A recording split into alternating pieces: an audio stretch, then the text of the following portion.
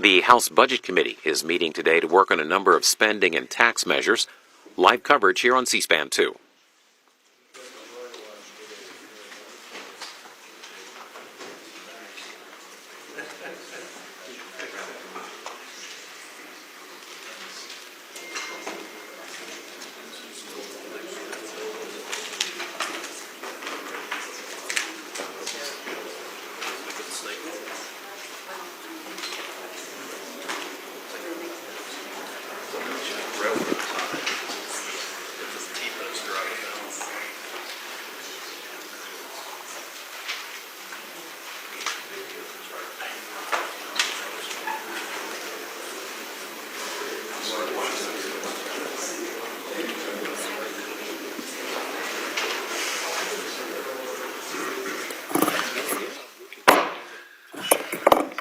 Good morning, everybody. The committee will now come to order. Today, we're meeting to report the recommendations submitted to the Budget Committee pursuant to the reconciliation instructions set forth in Title II of H.Con. Res. 14, the concurrent resolution on the budget for fiscal year 2025. This one big, beautiful bill. Under the Congressional Budget Act of 1974, the Budget Committee is responsible for combining the reconciliation recommendations submitted by the following committees: Agriculture, Armed Services, Education and Workforce, Energy and Commerce, Financial Services, Homeland Security, Judiciary, Natural Resources, Oversight and Government Reform, Transportation and Infrastructure, and my committee, our committee, the most powerful committee in Congress other than the Budget Committee, the Ways and Means Committee. Here, here. Okay, I have to say that was a bipartisan. For the record, we already have some bipartisan support. We meet today to report the bill to the House without any substantive revision. The Rules Committee has the authority to make substantive changes and report a reconciliation bill as amended to the House floor. Before we begin opening statements, I'll describe the structure of today's markup under the agreement that I've reached with my friend, Mr. Boyle. Today's markup will be conducted as follows. Ranking member now each take 5 minutes, 5 magic minutes for an opening statement.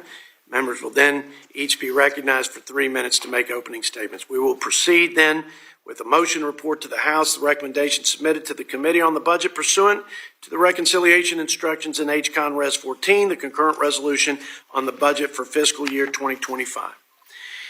Any request for a roll call vote on the motion to report the bill or the motions to instruct will be postponed until later in the markup after debate on all motions to instruct as concluded. We will consider a maximum of 4 motions to instruct from the list of motions provided in advance. These motions to instruct are non-binding and request that the chairman of the Budget Committee ask the Rules Committee to make certain amendments in order. On each motion, there will be a total of 10 minutes of debate, evenly divided. The proponent will be recognized for 4 minutes, after which the opponent will be recognized for 5 minutes before the proponent uses their final 1 minute to close. Without objection, so ordered. I now recognize the Vice Chairman, Mr. Smucker of the Commonwealth of Pennsylvania. Mr. Chairman, I ask unanimous consent that the chairman be authorized to declare a recess at any time. Without objection, so ordered. I'd like to thank everyone again for joining us here today to undergo an important responsibility of the Budget Committee in accordance with the Budget Act of 74, advancing this reconciliation bill to the House of Representatives, quote, without any substantive revision, end of quote. We will now move to opening statements, and I yield myself 5 minutes for opening remarks. Folks, I've said this from the beginning. This reconciliation bill is the principal legislative vehicle for advancing the full America First agenda to realize President Trump's vision and the House Republicans' unwavering commitment to making America safe and prosperous again. How? By making our borders secure again, by making our laws enforced again, by making our government efficient and accountable again, by making the economy free again, by making American energy dominant again, by making work and the dignity of work and self-reliance an American value again, and by making the spending of the sacred treasure of our citizens responsible again. Today, we stand on the precipice of a generational opportunity to make an unprecedented investment in the safety and security of the American people by equipping our Border Patrol agents and our sons and daughters in the armed services with the tools and resources to safely and successfully do the first and most important job of the federal government, to provide for the common defense. But we also have an urgent responsibility to put in place the policies that will unleash economic growth and future prosperity, reining in wasteful spending, and to begin restoring the fiscal health of our nation, which has been in rapid decline over the last couple of decades. I want to thank Speaker Johnson, Leader Scalise, and the entire conference leadership team for their patience, their resolve, and their steady hand throughout this process. I'm grateful for their commitment to regular order and to ensuring from the very beginning to the very end that this wouldn't be a top-down exercise. It would be truly a member-driven process. I want to thank my colleagues and the chairman of the 11 committees who worked tirelessly to meet the fiscal targets that this budget committee established in our resolution. No other budget committee and no other Congress from either party in the history of this budget committee has done more in a shorter period of time with the reconciliation initiative. A big reason that we were able to accomplish this is because of my budget committee colleagues, my Republican budget committee colleagues, and the seriousness and diligence in which they do their job, their commitment and their conviction to our mission to restore fiscal sanity in this town and in the people's house and in this institution. And I just want them to know that I've never been more proud to work with such committed patriots and public servants. So thank you all. Our budget reconciliation bill, the product of your hard work, folks, the fruit of your labor, is that we're going to advance the most comprehensive tax reform in the history of our great country. And other pro-growth policies that will rein in the regulatory state. It will help right-size the people's government. And that will begin reining in this runaway spending. And after all is said and done, we will reduce the debt to GDP by almost 10 percentage points. And all of this while making a record investment in the security and defense of the United States of America. So it is one big, beautiful bill, but it's only one big, beautiful, and balanced bill because of the folks that you see up here on the dais, my Republican colleagues, and their hard work and leadership. And everybody, our party, our country, and our fellow Americans will be well served because of your efforts. And by the way, we did it with the smallest majority in the House in 100 years. In Washington, people say, when all is said and done, more is said than done. May that not be true of the 119th Congress. Today, let's make good on the American people's mandate by taking President Trump's America First vision and this America First policy agenda and making them a reality in the lives of our fellow citizens. Remember, the American people have spoken. They want a strong country. They want competent leaders. They want common sense policies. And they want from all of us a commitment to putting America and Americans first. Let's give the people what they voted for. And with that, I yield 5 minutes to my friend and ranking member, Mr. Boyle from Pennsylvania. Well, thank you, Mr. Chairman. We will agree this is a big bill for billionaires. Now, we will hear over the course of this hearing a vigorous debate. And frankly, there is a strong divide between Republicans and some other Republicans. There is also a divide between both sets of Republicans and this side of the dais. I can speak at least as to why it is every Democratic member will be voting no on the bill for billionaires. Simply put, besides all of the other important issues involved in this bill, this is the overarching truth. It is the biggest tax cuts for billionaires in American history, paid for by throwing 13.7 million Americans off their health care coverage. Now, those aren't my claims. That is not subjective. The nonpartisan Congressional Budget Office just this week confirmed that at least 13,700,000 Americans will lose their health care if the GOP bill for billionaires becomes law. That is bad economics. It is unconscionable. Even conservative Republican Senator Josh Hawley called it morally wrong. I can't believe I'm saying this, but Josh Hawley is right. Now, as to the part where I say this bill's for billionaires, you will hear throughout this debate, as we heard often over the course of the long markups of this week, Republican after Republican members say they must pass this bill, otherwise the tax cuts won't be extended for the American people. That's a disingenuous argument. And Democrats in the Ways and Means Committee proved it. Here's what I mean. Over the course of an 18-hour debate, a markup that began early afternoon and lasted until 8 a.m. the following morning, this side of the aisle offered amendment after amendment to protect the tax cuts for every single American making less than $1 billion. Do you know those who make $1 billion a year or more are less than 0.001% of the American people? Every Democrat voted for that amendment. Every Democrat voted to protect the tax cuts for at least 99.999% of the American people.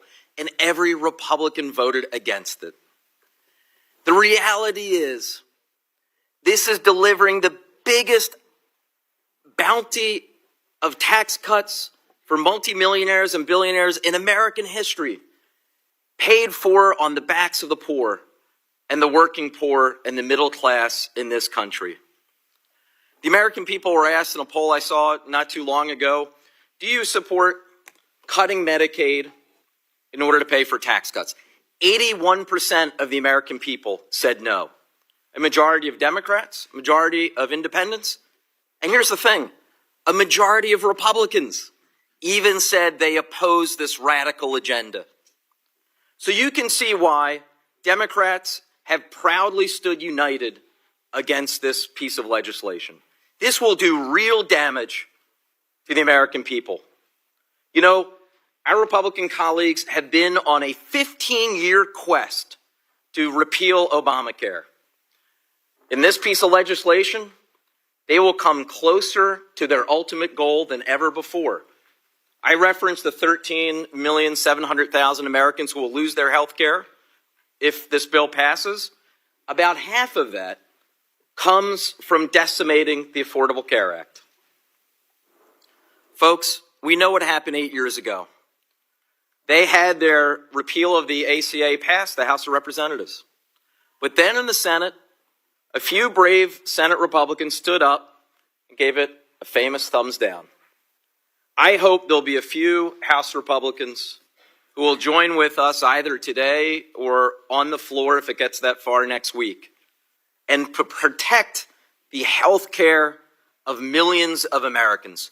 Say no to the big bill for billionaires. With that, I yield back. I thank the ranking member and now recognize members for their opening statements. I want to start with my vice chairman and just say how profoundly grateful I am for his steadfast support and strong leadership and again, commitment to our common cause, Mr. Smucker, to reining in this runaway spending in Washington to reignite the growth that we so desperately need to usher in prosperity and to secure our children's future. I know nobody in this chamber and in this town is more committed to that than you, and I'm thankful for you. With that, I yield 3 minutes to Mr. Smucker. Thank you, Mr. Chairman. I want to begin by recognizing your leadership. We would not have gotten to this point without your strong leadership, and also the work of the committee and every Republican member of this committee to get to this point where we're considering this historic bill. You know, when we pass this bill, we will prove that we can deliver substantial tax relief and meaningful spending reductions at the same time. And this one big beautiful bill delivers conservative wins all across the board, and it provides once-in-a-generation tax relief to hardworking families who need it most. And just remember this, when Democrats, if they make good on their word to vote against this bill, they will be voting for a 22% tax hike on average Americans, on every taxpayer. They'll be voting for a reduction in the child tax credit. They'll be voting against an additional $4,000 in tax relief to seniors. They'll be voting for a tax increase on every small business in America. This bill supports Main Street businesses by cutting job-killing regulations, reversing Biden-era overreach, and empowering entrepreneurs to invest, to innovate, and to create jobs here in America. It protects vital safety net programs while demanding accountability, ensuring that taxpayer dollars are used efficiently and responsibly. This bill is a clear fulfillment of our promise to change the way Washington operates. For the first time in years, we're delivering real, measurable reductions in federal spending, $1.5 trillion in direct savings. Those cuts aren't just symbolic. They're the first step in restoring fiscal discipline and changing the trajectory of our nation's debt crisis. So this committee, Republican members of this committee, should be really proud of the work that we've done to get us to this point. We're showing the American people that conservative governance works. It is possible to reduce spending, provide tax relief, and protect core services for vulnerable Americans all at once. In fact, the bill we're voting on today secures more savings than any other reconciliation bill in American history, and again protects families from an historic tax hike as well as the shadow tax of unrestrained federal borrowing. So this is an important bill, delivers on the mandate that we've been given by the American people, and I urge my colleagues to vote yes on this transformative legislation. Thank you, Mr. Chair, and I yield back. I thank the gentleman from Pennsylvania. Now recognize for 3 minutes my friend from Texas, Mr. Lloyd Doggett. Republicans talk fiscal responsibility, but they practice fiscal irresponsibility. Trump's big, beautiful bill is full of ugly details. Mr. Chairman, there is absolutely no fiscal sanity, as you refer to it, in this bill. What begins as a $4 trillion bit of public borrowing, according to the Nonpartisan Committee for a Responsible Federal Budget, likely ends up adding almost $7 trillion to the national debt. And you Republicans are stone silent on any justification for the trillions you're adding. You only want to change the subject. Because when it comes to more and more tax breaks for those at the top, the billionaire class, too much is never enough, even when it produces fiscal irresponsibility. This bill is laden with budget-busting park for every well-connected donor, from firearm silencers to tanning salons. Even the Wall Street Journal editorialized this week, quote, "It's largely a political document focused more on massaging 100 constituencies than helping the economy grow." And the Libertarian Cato Institute, quote, "It's not significantly pro-growth. It will reduce investment, lower pre-tax wages, and have little impact on total national income." Americans living very comfortably with $1 million or more in annual income will get 310 times more of this bill's benefits than those earning $50,000 or less. Yet there is a way to provide all of the bill's benefits, the good, the bad, and the ugly, to provide all of it to 98% of American taxpayers and still cut this proposal's cost in half. Just limit the benefits to those who earn $400,000 or less annually. And this would mostly ask Elon Musk and the billionaire class, the richest 2% of Americans, to pay the same tax rate that they paid under President George W. Bush and under President Barack Obama, simply going from 37% to 39.6%. Surely, unless you are totally beholden to the billionaire class, that's not too much to ask of Republicans. The ugly bill also devotes $20 billion to undermining our public schools with a new form of private school vouchers. It wrecks our planet and business opportunities with a repeal of renewable energy credit. It expands Trump's ability to destroy opponents by denying their tax-exempt status. It denies health insurance coverage to about 14 million Americans. It's all ponies and rainbows, according to one K Street lobby. But for families, it's a long black storm cloud rolling in fast as they lose access to a physician, food security, and educational opportunity. Of course, Trump's not worried. He has a shiny new Qatari jet in which he and his billionaire friends can fly off into the sunset. I yield back. I thank the gentleman from Texas and now recognize my friend, Mr. Tom McClintock from California for 3 minutes. Thank you, Mr. Chairman. I share the disappointment expressed by some of our Republican colleagues that there's so much more reform that could have been and should have been made in this reconciliation bill. But as Benjamin Franklin reminded the Constitutional Convention, when you assemble a group of people to benefit from their collective wisdom, you will also get their collective folly. He asked them, from such an assembly, can perfection be expected? He noted that the principal difference between the Catholic and Anglican Church was that the Catholic Church was infallible and the Anglican Church was never wrong. But he reminded them, as sure as we may be of our own perfection and infallibility, we must all doubt a little of that infallibility if we will ever be able to come together for the common good. And the common good is clearly served by this bill, with all of its imperfections and disappointments. The only economic indicator that matters is how people answer this question next year. Are you better off today than you were 2 years ago? This bill provides much of the tax and regulatory relief that is needed to revive the American economy. But it has to be put in place now if it is to have time to work. By this time next year, Americans could be enjoying one of the most explosive periods of growth in our history. Only those who remember what it was like to wake up in Reagan's morning in America can know how exciting and joyful that feels. Are we to sacrifice all of that in the quixotic quest for perfection? This is not the end of the fiscal reforms necessary to restore our nation's solvency, but rather the first step. The day after this bill becomes law, we will begin work on the 2026 Budget Act and the next reconciliation bill that will offer the next step toward enacting additional spending reforms. But if we falter in taking this first step, we can't get to the next one. We'll waste the summer squabbling and fuming to the delight of the Democrats and to the despair of the American people. If we succeed, we can then build on that success in the months ahead, adding additional spending reforms, a task that will be made easier by a prosperous and expanding economy and an electorate that can taste the success in their own lives and fortunes. As Lincoln said, it's not can any of us imagine better, but can we all do better?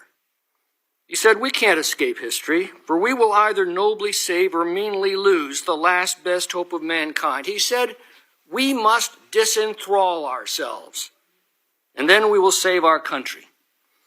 Let's do that today. I yield back. I thank the gentleman and now recognize Mr. Bobby Scott from the mother of all states, Virginia. Thank you, Mr. Chairman. I think the gentleman from the Commonwealth of Pennsylvania is telling you that Virginia is the Commonwealth. Thank you. Thank you, Mr. Chairman. It's hard to take my colleagues on the other side of the aisle seriously when they come here and give speech after speech after speech complaining about the deficit and then support this reconciliation plan that increases the deficit.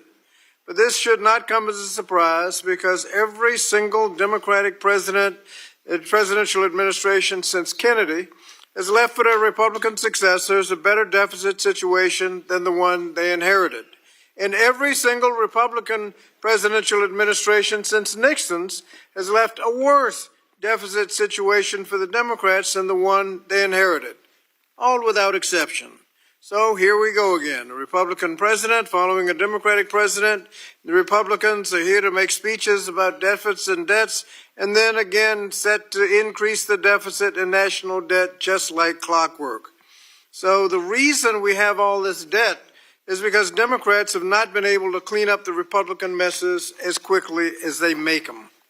This bill not only increases the deficit, it makes working families pay a price. As a ranking member of the Committee on Education and Workforce, I'm particularly outraged that Republicans want to fund tax cuts for corporations and billionaires by making cuts in educational and nutritional programs. This bill uses taxpayers' money to take resources from public schools, which serve 90% of the students, and divert them to private schools. The bill also harms children's access to school meal programs and makes it harder for students to afford a college education. So there's nothing fiscally responsible about this budget, and working families and middle-class families will pay the price.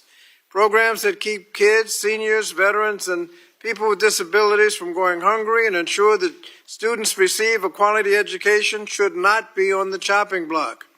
And after weeks of statements from Republican members that the budget they voted for twice does not cut Medicaid, this bill will rip away health care from millions of Americans using Medicaid and makes health care more expensive for everyone else. This big, bad bill is a collection of bad policies. It kicks millions of people off their health care, threatens food security for millions of families, makes it harder for students to afford education, and diverts taxpayer resources from public schools. It does all of this to give corporations and wealthy billionaires a tax cut, and then it makes our debt worse. I urge my colleagues to vote no on this legislation. I thank the gentleman and now recognize my friend, Mr. Buddy Carter from Georgia, for 3 minutes. Thank you, Mr. Chairman, and thank you for holding this meeting here today. Let's face it, folks. President Trump inherited one big, ugly mess. And what we're doing now is trying to fix that with one big, beautiful bill. We're fighting to get this nation back to the level of prosperity that we enjoyed during his first term, when inflation was low, the border was secure, and our nation was energy dominant. That's why it's not just important, it's essential that we deliver this one big, beautiful bill that will put the United States back on track and reestablish the American dream. The golden age is upon us. Thank goodness. And I'm proud that we're getting that done here in Congress. Without the work we're doing here today, the American people will see their taxes increase. Highest increase they'll ever see. That's why we're getting this done today. We don't want that to happen. We simply can't keep living in a world where government organizations such as the EPA hand out billions of dollars with zero oversight and accountability. That ends now, and thank goodness we've got an EPA administrator who's going to end that and help us in it. One of our former colleagues can do a great job. We can't ignore the fiscal cliff that we're heading towards. This bill will also preserve and protect, strengthen, stabilize, sustain critical programs such as Medicaid from waste, fraud, and abuse, so that they work for the Americans who most need it for generations to come. That's right. What we have done in the Energy and Commerce Committee, our part of this, we are stabilizing, we are securing, we are sustaining the program that is intended for the most vulnerable in our society. Instead of prioritizing illegal immigrants or ineligible recipients, we encourage states to use Medicaid funds in support of the most vulnerable Americans. That's what Medicaid was intended for. This bill will also help American citizens keep more money in their pockets by removing the tax on tips and overtime. In a time where Biden-era inflation continues to linger, House Republicans are ensuring that hardworking Americans keep more of the paycheck that they rightfully earned. Today, we take another pivotal step towards delivering on the mandate that the American people gave us last November. We'll cut waste, fraud, and abuse, and we'll secure critical government programs for decades to come. This is our opportunity, and we're going to take it. Thank you, Mr. Chairman, and I yield back. I thank the gentleman and now yield 3 minutes to my friend from California, Mr. Scott Peters. Thank you, Mr. Chairman. Unfortunately, this is just, from a budget perspective, a disaster for the United States. Despite the flowery language you hear, every year this country has been racking up $2 trillion of debt because we don't pay our expenses. And that means that the deficit, the national debt, unless we do something about that, will grow from 36 to 38 to 40 to 42. And despite all the cuts you hear about, none of them are applied to lowering that annual deficit number that adds to our national debt. Not any of them. Because they literally, by the order of this committee, were directed to be used to offset the costs of extending and adding new tax breaks for people. Okay? So that's why this does not reduce the debt. In fact, the independent analysis of the Committee for a Responsible Federal Budget says that over the next 30 years, this will add $37 trillion to the national debt. $37 trillion. It doesn't reduce the debt. It doesn't reduce the deficit. Scott Bessent, the Secretary of Treasury, says we need to get our deficits down to 3% of GDP to dig out of this hole. Today, without this law, that's going to take about $7 trillion of savings and revenues over the next 10 years. There's nowhere near any of that that's going on here. But when you add in the cost of this bill, this budget-busting bill, that number goes to $11 to $12 trillion we're going to have to save over the next 10 years. This is not going in the right direction at all, no matter how convicted they sound over on the other side. There are alternatives. First of all, this is their bill. This is the way they wrote this bill in 2017 for these things to expire. Democrats had nothing to do with the expiration of these tax cuts. That's how they wrote it in 2017. Okay? They voted for this. But you have alternatives, because if you look at the tax rate from 37 to 39.6 would be incurred on who? On people who earn more than $610,000 a year. Those people aren't working for the $2 per $100. Those people can afford that tax increase, and it would raise $402 billion to help close the gap. When the Republicans lowered the corporate rate from 35%, which so many people in here agree was too high, to 21%, that went well past what the Republican Ways and Means Chair Dave Camp was asking for. He was asking for 25%. If you raise that up again to 25%, as the Republicans wanted back then, that's $500 billion. And the tax gap, Republicans don't even want to enforce the tax laws we have without raising a single rate. The tax gap, the difference between what we owed and what we collect is $697 billion. And what are we doing about that? We see DOGE cutting IRS's ability to collect those things. This is irresponsible. It's the wrong thing to do for budget. We need a bipartisan process that deals with, honestly, with revenues and cuts. We don't have it. Please vote this down. I yield back. I thank the gentleman and now yield to Glenn Grothman from Wisconsin for 3 minutes. Thank you.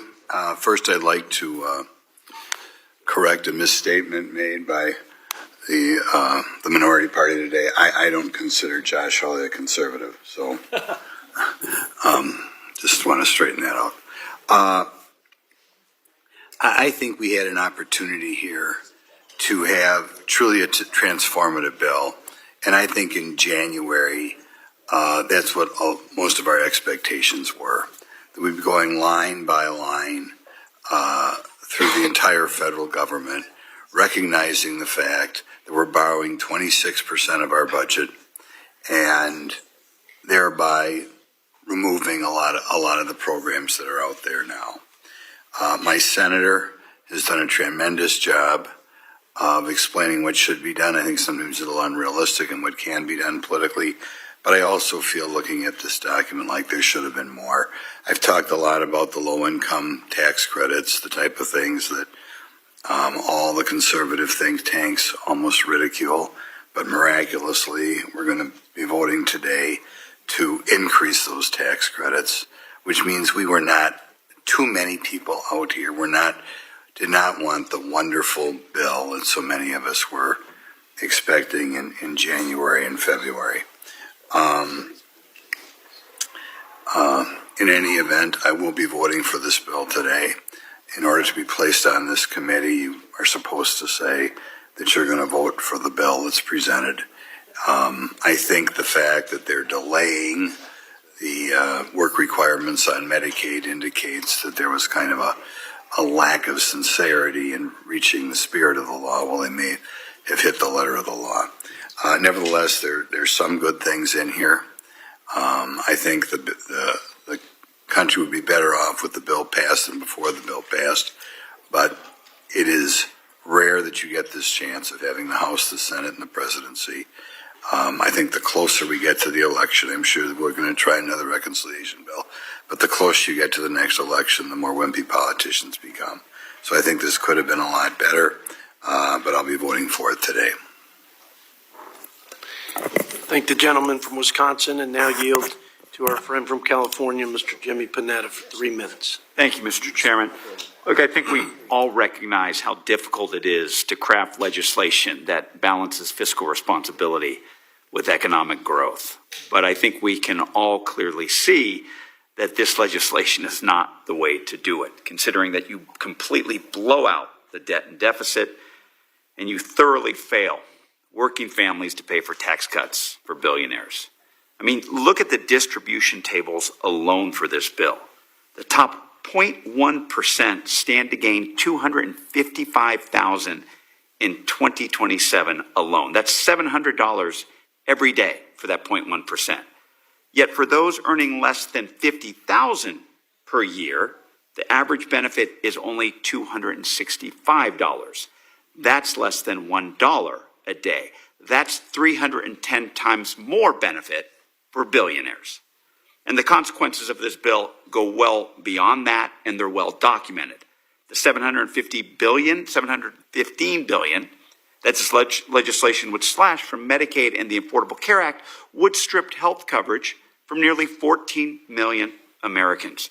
The bill includes the deepest cuts to food assistance in the history of the United States, slashing SNAP benefits for nearly 11 million Americans. And for what?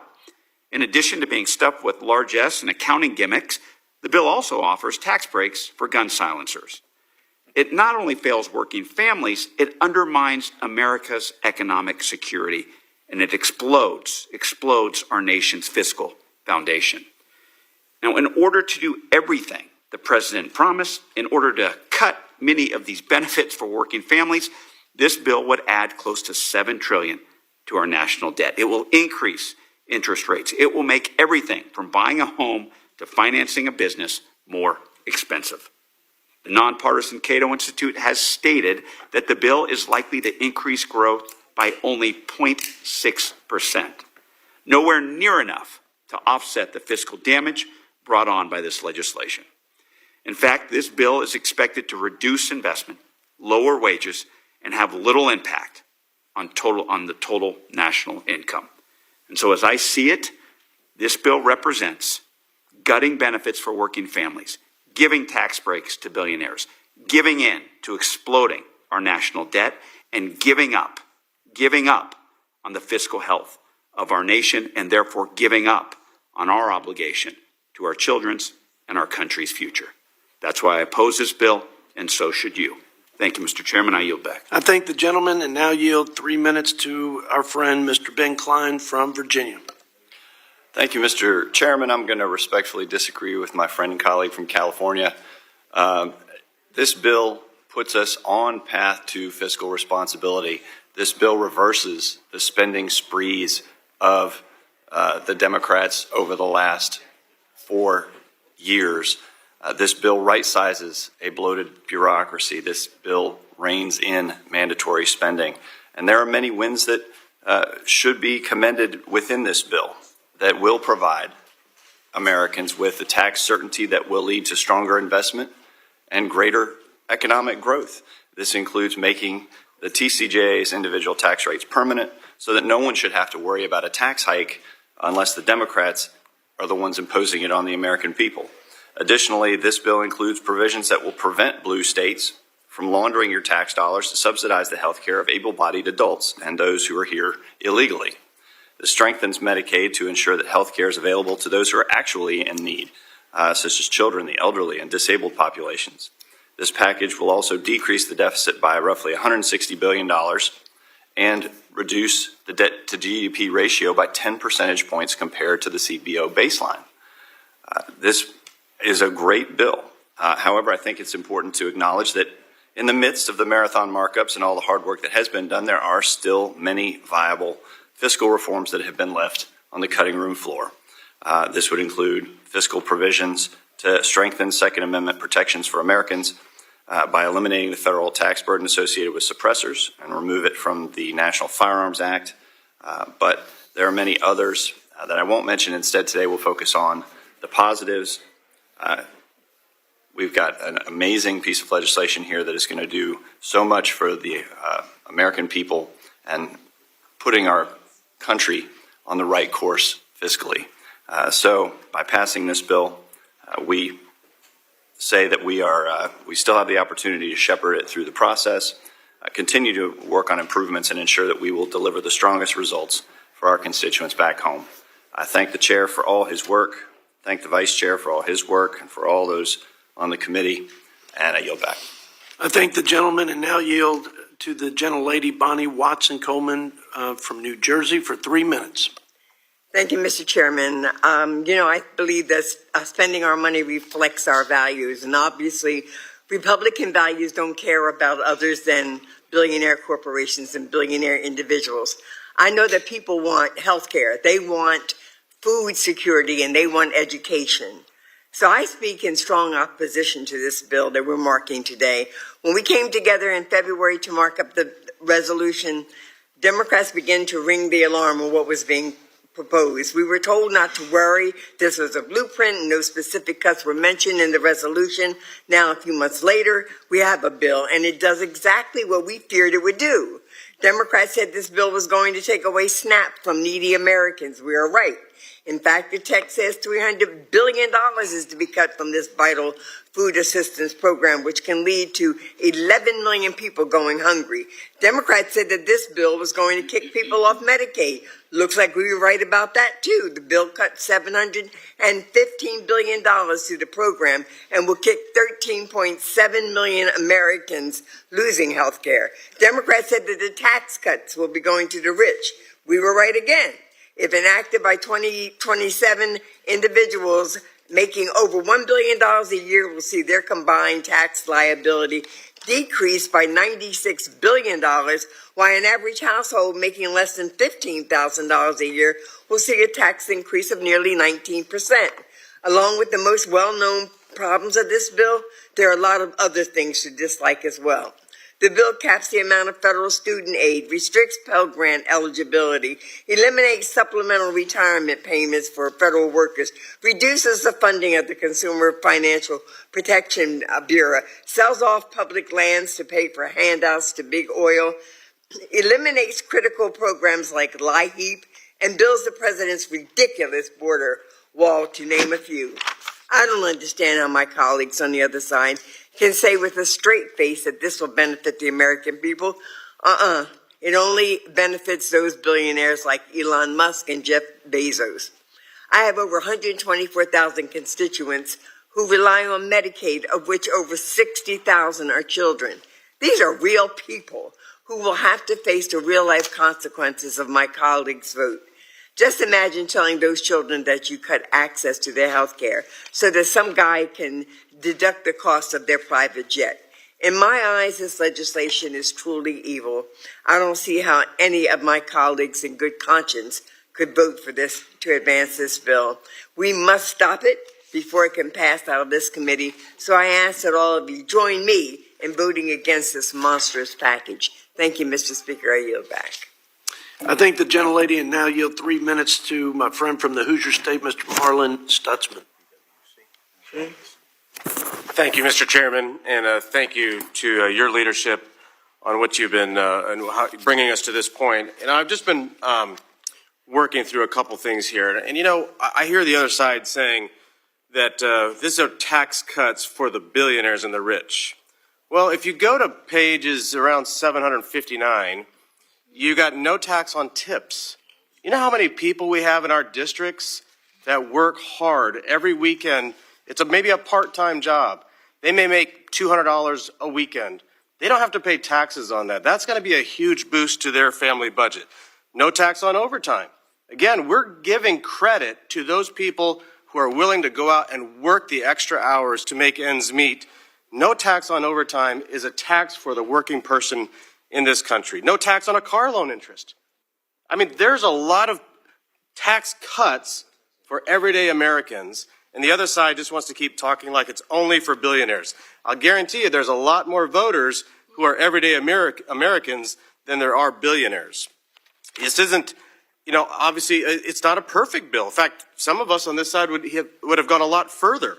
We've got concerns about some of the reforms that we didn't make and had the opportunity. But this bill does make significant progress in protecting the life of the unborn. In this bill, no federal dollars will be used to support abortion practices and services at so-called community health providers like Planned Parenthood.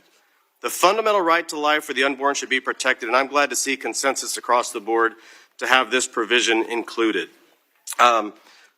Many states, I want to go back to Medicaid, many states use Medicaid, a program that is intended to serve the most vulnerable as a way to launder federal funds at their disposal. Federal spending on California's Medicaid program exceeds the entirety of Florida's entire state budget. Think about that. California's Medicaid program is larger than Florida's entire state budget.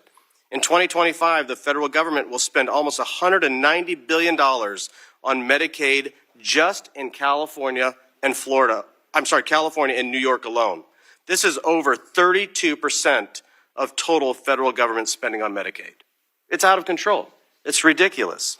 So even with this spending, states like California and New York spend far less on vulnerable populations than they do on able-bodied adults and illegal aliens. Medicaid should be for U.S. citizens only who are most in need, not for states to bolster their own budget at the expense of all other Americans. I want to say this is a great start to getting our economy back on track. Watching President Trump travel around the world, bringing back trillions of dollars of investment to America is going to spur our economy. Letting Americans keep more of their own hard-earned tax dollars is going to make a big difference, and I'm glad to support this bill. I'll yield back. I thank the gentleman and now recognize Ms. Stacey Plaskett from the Virgin Islands for 3 minutes. Thank you, Mr. Chair, and my fellow member of the Ways and Means Committee, which I agree is the greatest committee in the Congress. We have come to the end of a very long week here in Washington, and anyone watching now will likely have watched this week as we work through the night. Starting on Tuesday, Ways and Means Committee spent over 18 hours working through the night and into Wednesday trying to avert the catastrophic impact that this legislation will have. We watched Republicans give away the farm to greedy billionaires, the CEOs and corporations, making permanent tax cuts for the richest and trying to trick the rest of Americans with a set of minuscule measures that are all temporary and only serve to pull the wool over taxpayers' eyes. That overtime tax that they were talking about, temporary. Tips, temporary. Taxes for the wealthy, permanent. Don't be fooled. It's about the wealthy people in this country, not you and me. Our Republican colleagues in the Energy and Commerce Committee tried to rip away health care from Americans that need to pay for their giveaways to big corporations and the rich. Republicans are stealing from the poor and giving to the rich, feeding the king from the people's forest, from their own communities, while cosplaying as Robin Hoods. My colleagues talk about a strong country. We're going to be weaker because of this legislation. You can believe that. And listen, when Democrats were in charge, we instituted so many things that expanded work for all Americans. We increased health care. We guaranteed safe, affordable, high-quality child care for every worker and family. We supported new energy. We supported growing this economy. Democrats temporarily expanded the child tax credit, giving so many children a chance. And we did this in a manner because we were concerned about the deficit. Listen, I'm concerned with SNAP. I'm concerned with Medicaid, Pell Grants, energy manufacturing. Those are important to me. That represents trillions of dollars that they have cut. But if they're really interested in being fiscally responsible, then don't give such big cuts to the rich. Actually try and balance a budget. Actually try and bring down the deficit. If you want to take away all of those things from the neediest, take away some shit from the rich as well. But you don't want to do that.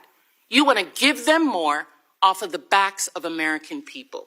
You're going to cut SNAP by $300 billion.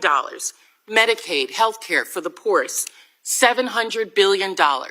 You won't even give a cut to individuals making over $1 billion, which would have taken away $1 trillion that we could put back into other things.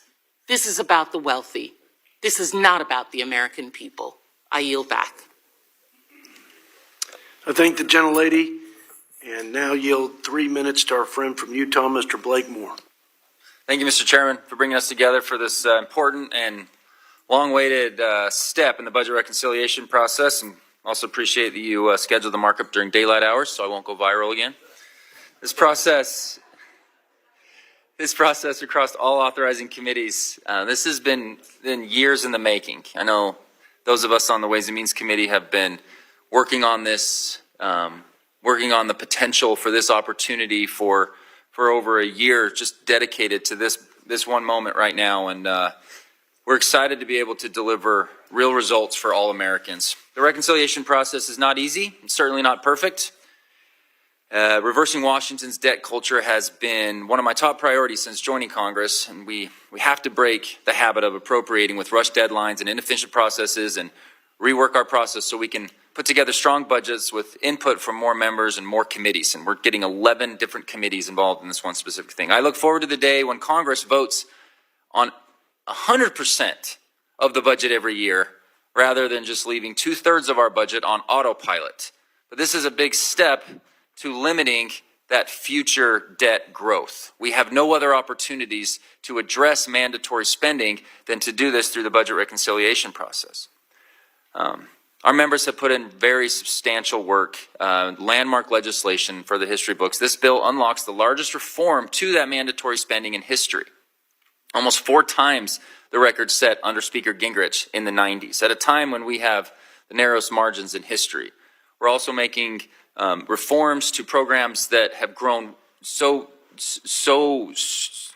much over the years that there's no other opportunity, no other bill that you can do it under budget reconciliation. And there's obviously still more to do. So thank you again to Speaker Johnson, Chairman Arrington, and other members who have contributed to making this possible today. We're not here to make edits to the committee's work. That's not an option for us procedurally. And I look forward to reporting the bill of our Budget Committee over to the Rules Committee, which will unlock the next step and getting it out of the House of Representatives. Above all, I want to stress to anyone watching at home that this bill is the product of months of deliberation and negotiation. My Budget Committee colleagues and I have voted on these revenue targets 3 times, and each authorizing committee has gone through its respective process to bring us these results today to accept or reject. Our job is to set targets. No one thought they were possible, but today we are spending less than the committees were allowed and saving more than we were instructed to do. This is a huge win. To get out of our debt crisis, we need to undergo this exercise regularly. We cannot think of this as a one and done, even if we truly want to reverse our debt to GDP ratio. I want to thank the leadership of this committee again, and as the reason we've been able to pull together almost $1.6 trillion in savings. It's significant, and I look forward to going through this bill today and urge my colleagues to support it, and I yield back. Some of the Ways and Means Committee members, after you fell asleep the other day, decided to chip in and equip your chair with an electric shocking mechanism so that that would not happen on our watch. I hope that is also a bipartisan proposal. With that, to my friend and fellow Texan, Veronica Escobar, for 3 minutes. Thank you, Mr. Chairman. I'd like to address the American people because here we are on the precipice of passing the biggest tax breaks in American history for billionaires, and they are being funded by cutting services and programs to the American people, to hardworking Americans. In fact, this bill represents the biggest cuts to Medicaid and nutrition programs in American history. And Mr. Chairman, I remember when we were here debating the bill at the onset, and nearly every Republican said, oh no, there will be no cuts to Medicaid. That's not what we're doing. But we know for a fact, and we stated that that's what was going to happen. And in fact, that's why many of my Republican colleagues are afraid to face their own constituents at town halls, because the American people know that they can see through this smoke and mirrors. And in fact, Republicans are still saying that this bill only impacts able-bodied Americans who refuse to work. Nope, not true. And you don't have to take my word for it. Let me read you what a Republican has said. We're not, and this is a quote, we're not talking here about just work requirements. The House goes much, much, much further than that. This is real Medicaid benefit cuts.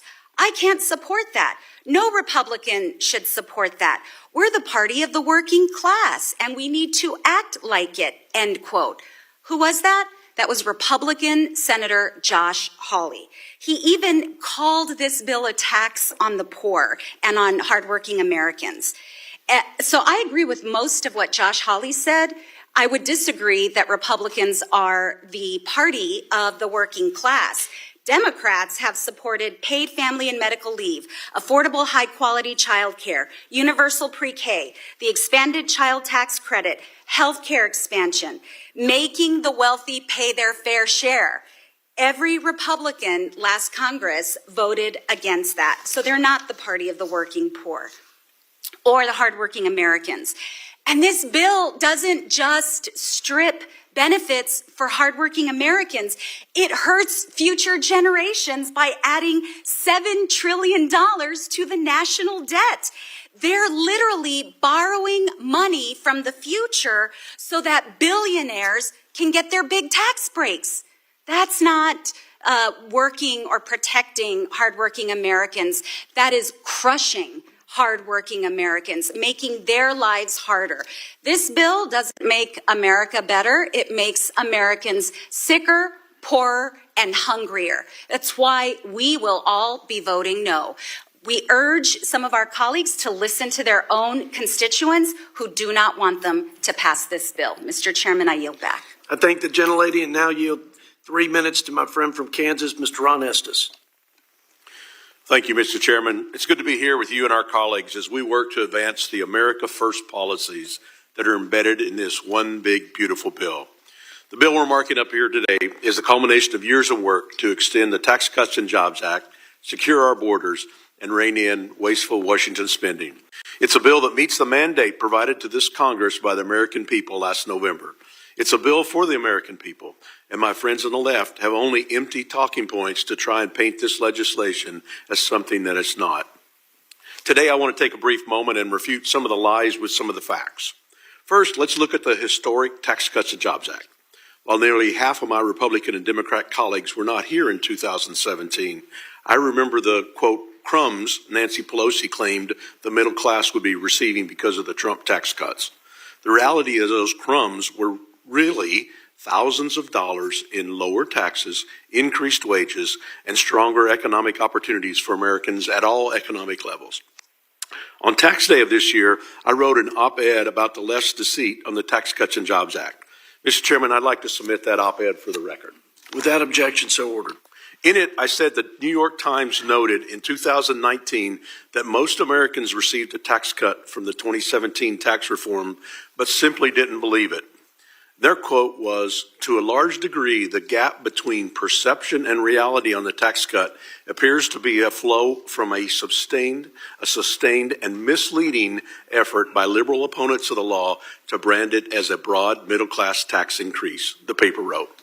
And in 2021, then House Democrat Caucus Chair Hakeem Jeffries told MSNBC 83% of the benefits went to the wealthiest 1%, and they saddled us with approximately $2 trillion in debt to subsidize the lifestyle of the rich and shameless. The statement was so bad, the Washington Post upgraded its fact check from 2 Pinocchios to 3 and called it a zombie claim. That's because Jeffries and the Democrats were relying on projections that would happen after significant provisions in the Tax Cuts and Jobs Act expired. The same provisions Republicans are trying to save today and Democrats are trying to stop. In the op-ed, I went on to say the flow of misinformation has convinced the broad swath of Americans that they didn't receive a tax cut, which they did, and the same cast of deceivers is trying to dupe Americans by promoting the extension of the law as a tax giveaway for millionaires and billionaires, which it isn't.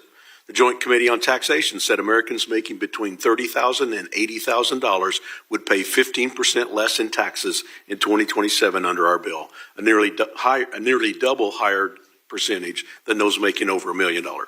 Nevertheless, we're already seeing success in our physical and financial security. This week, we learned the annual inflation rate is the lowest it's been since Joe Biden first took office more than 4 years ago.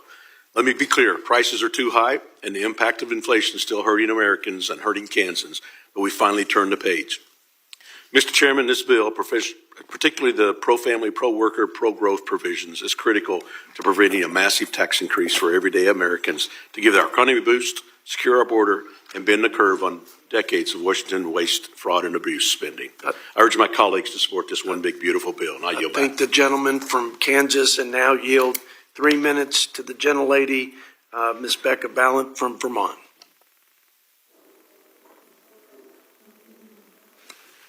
How could I miss Ms. Ilhan Omar from Minnesota? I apologize, an oversight, I assure you. I've been hoping you'd be moving over here and taking the ranking member spot at some point in this hearing. I think everyone agrees with that. Ms. Omar, you have 3 minutes. Thank you, Mr. Chairman, and I think we're all happy with our ranking member on this side of the aisle. We hear the Republicans talk about big, beautiful bill. I think this is a big, ugly bill. Let's call it what it is. It is the largest transfer of wealth from the poor to the rich in U.S. history. This reconciliation package proposes devastating cuts to Medicaid and SNAP. My Republican colleagues will tell you that they are just going after waste, fraud, and abuse, but let's be clear.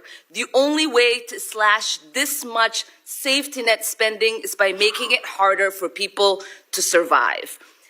Their changes will kick millions of Americans off their health care and nutrition assistance. That means more untreated illnesses, more hungry children, more preventable deaths. This isn't just line items in the budget. There are people's lives, the sacrifice of human dignity and of life itself. And for what? So that your billionaire friends can get nearly $300,000 in tax cuts? So we can expand tax breaks for corporations, hedge funds, and wealthy heirs? And that's not all. This bill includes plenty of other harmful giveaways, like new mining leases on public land, including the boundary waters in Minnesota. More than double the funding of ICE as it disappears innocent people, and more money to line the pockets of military contractors. And this whole proposal is held together by gimmicks designed to hide the real cost of showering the rich with permanent tax breaks. I say permanent tax breaks because the tax breaks that you have for working people in America are not permanent.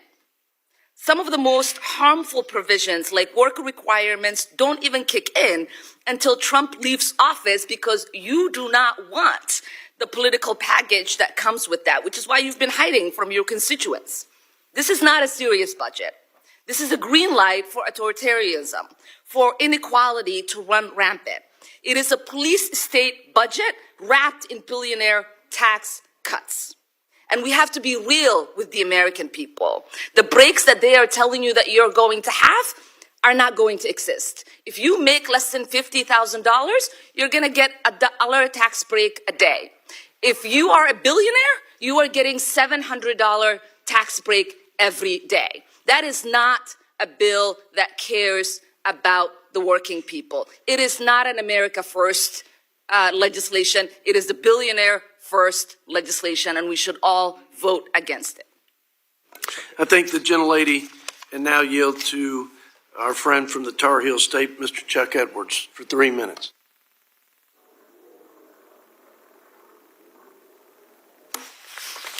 Thank you, Mr. Chair.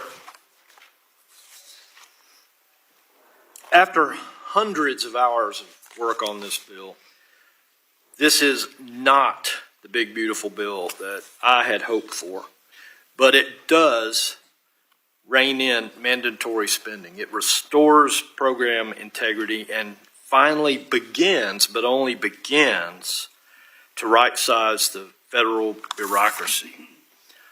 It blocks irresponsible student loan bailouts, and it implements long overdue workforce reforms to make government more efficient and accountable, aligning federal benefits with private sector norms. We tighten eligibility for the entitlement programs. We don't eliminate those. It stops subsidies to illegal immigrants, and it establishes meaningful work requirements for able-bodied adults receiving many of our benefits. These aren't just cost-saving measures. They're fairness programs and integrity measures. Importantly, this package also invests in what truly matters. It gives our troops a raise, it strengthens our national defense, and it secures our border. It reignites economic growth by extending the Tax Cuts and Jobs Act, unleashing American energy, and rewarding education that delivers value. This bill delivers on the promises made to working Americans by eliminating tax on tips and overtime, raising the standard deduction, raising the child tax credits, and offering no tax on car loans. And it respects our aging population with tax breaks to senior citizens who've been productive working members of our society all their life. We're making some tough choices here, reforming programs, cutting waste, and rejecting the Biden-Harris era's regulatory overreach. And yes, we're responsibly increasing the debt limit, and will prevent defaulting on our nation's debt for the first time in our history, preventing an economic catastrophe. Mr. Chairman, the flaw with this bill is it doesn't go far enough, fast enough to get our fiscal house in order. But it does take some great strides. Let's take these strides today, pass this bill, then go to work next week on taking greater and bolder steps. Thank you, and I yield back. I thank the gentleman, and I associate myself with his remarks on more is still to be done, but it is a step in the right direction. Thank you, Mr. Chuck Edwards. Ms. Becca Ballant, we recognize you for 3 minutes, the gentlelady from Vermont. Thank you, Mr. Chair. A budget is a reflection of our values, our priorities, what we view as the most important, but also who we view as the most important. And this Republican reconciliation package is cruel. It makes steep cuts to Medicaid. Millions and millions of people will lose their health care because of these cuts. Rural hospitals across this country will close because they're not going to be able to keep their margin. Medicaid is that margin. Now, my Republican colleagues had voted twice on the previous budget, and they made steep cuts to Medicaid, and they said over and over and over again, we are not cutting Medicaid. And yet here we are. And my Republican colleagues are making cuts to Medicaid, and millions of people are going to lose their health care. That is the reality of it. But it's not just a cruel budget, it's also a very cynical one. And why do I use the word cynical? Because these cuts to Medicaid and to food assistance programs are being made to pay for massive tax breaks for the very wealthy. It's food and health care versus giving more money to people who don't need Medicaid, who don't need food assistance. So yes, I think it's cruel and I think it's cynical. And get this, despite being lectured repeatedly by Republican members of this committee about our country's deficit, this bill actually adds trillions of dollars to the deficit. I'm serious. I'm not making this up. Trillions of dollars to the deficit being added. So people will lose health care, kids and the veterans will go hungry, rural hospitals face closures, and yet the very rich will get even richer at the expense of our children and grandchildren who will shoulder the burden of that additional debt. Americans overwhelmingly do not want these cuts to Medicaid and to food programs. 81% say no. And when they see the full impact, when they realize what is being done in their name, they will be outraged because it is a betrayal. Absolutely. Americans can't pay their rent right now. Grocery prices are too high. Prescription drug prices are too high. Costs are going to continue to get higher because of Trump's stupid tariff game. This is Trump's economy, and it's rigged against working people. This budget is not for working people. It's not for the middle class. It's not for those folks who we all have in our districts living paycheck to paycheck. It's not for rural communities where health outcomes are the worst. Our constituents are struggling, and we're supposed to be their voices in this committee. Let's not add to the struggles of people back home. Our constituents deserve so much better than this. And Americans are fed up with the way that they are being treated. I yield back. I thank the gentlelady and, now yield 3 minutes to our friend from North Carolina, Mr. Addison McDowell. Thank you, Mr. Chairman. There have been some rumbles over the last 24 hours, but one thing remains steadfast. At the end of the day, Republicans will deliver on the mandate we were given by the American people and put forth one big, beautiful bill. We are already seeing a different country under President Trump. Border crossings are down 90%. Inflation is at its lowest rate since 2021, with egg prices down 10% in the last month and gas prices down 12% from last year. The bill before us today includes many provisions that will double down on President Trump's agenda of peace and prosperity. If all one did was follow the mainstream press, it would be easy to get distracted by the debate over various provisions. This morning, I want to remind my Democrat colleagues what this legislation is really about. This is about providing tax relief to millions of our constituents and preventing one of the largest tax hikes in American history. It makes historic investment in our country's border security. If you don't believe me, or if you scoff at that notion, then I ask you to learn about how many families, like mine, have lost a loved one to fentanyl smuggled across our southern border. And this is also about fairness. No more illegal immigrants getting free health care paid for by my constituents. That's wrong, and everyone here knows that. While I know there will likely be updates to this legislation as it continues through the process, the main components will not change. Let's provide tax relief for people who need it. This is a big, beautiful bill, but also the course correction that we need. Let's make a generational investment in our border security. Let's unleash American energy like we did during President Trump's first term, and let's prioritize taxpayers over illegals. Mr. Chairman, I am proud to support moving this big, beautiful bill through the process, and I urge my colleagues to do the same. I yield back. I thank the gentleman and yield 3 minutes to the gentlelady, Ms. Marcy Kaptur from Ohio.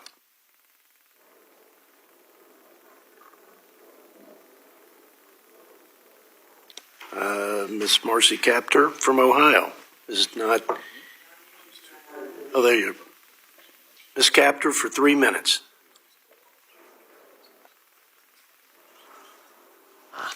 Thank you, Mr. Chairman. Budgets are about American values. This one is cruel, lopsided, and dangerous. Bottom line, it is a bonanza for billionaires. Let's admit it. It will add $7 trillion to our national debt. That means over $40 trillion. We're not saving any money here, folks. And that trillion will largely benefit billionaires. And from where does this budget take the money? Let's begin with the most glaring danger. This bill takes a wrecking ball to Medicaid, on which 1 in 5 Americans and 3 million Ohioans depend for medical care. Children, seniors in nursing homes, please come with me. Visit the nursing homes I represent. Veterans, yes, veterans, over 200,000 across our country. And people enduring physical and mental disabilities. Perhaps too many on the other side of the aisle have not had to endure life that has major challenges. Medicaid is a lifeline. And taking money from this program to hand out tax breaks to billionaires who simply don't need any more? This bill robs the needy to stuff the pockets of plutocrats. And it secures America as a nation of billionaires, by billionaires, and for billionaires. I've dedicated my service in Congress to defending Social Security, Medicare, and Medicaid because I've seen what health insurance means in real people's lives. Medicaid means life or death. I challenge my Republican colleagues to come and meet with some of my constituents. Perhaps you represent a different segment of America. In Ohio, nearly 3 million people depend on Medicaid. Children, seniors in nursing homes, people with disabilities, and you are putting them all at higher risk. Why give them more worry? Talk to a working mother with an autistic son. How does she make it? How does she make it? Healthcare is not a luxury. It is a basic human right. This bill's damage doesn't end with Medicaid. It delivers $2 trillion in permanent tax refunds to the wealthiest 1%. Don't they have enough? And to talk about tips and overtime, please. I'm from a working class family. These aren't even permanent, and they're a very small percent of what this bill delivers to those who have multiple mansions all over the world, that have multiple aircraft all over the world, ships, those boats that they ride, whether it's in Italy or Switzerland or on the East Coast or West Coast.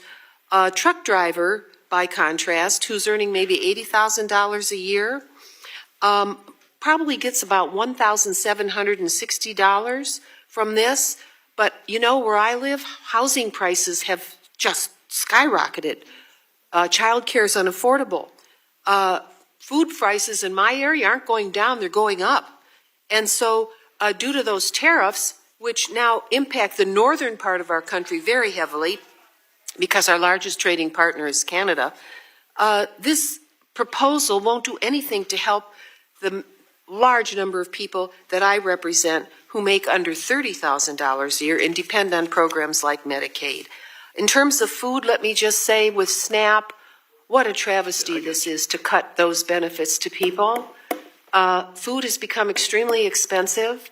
And right now in the district, the gentlelady will wrap up her remarks. You're a minute over, so I'm trying to move this along. So thank you, sir. That's Let okay. me just say that on the food front, we already lack protein in the boxes that go to seniors. We can't balance the budget on the backs of those who are the least among us. Please reject this proposal and protect all of Americans, not just the top 1%. Thank you, and I yield back. Ohio, and yield 3 minutes to Mr. Moore from the state of North Carolina.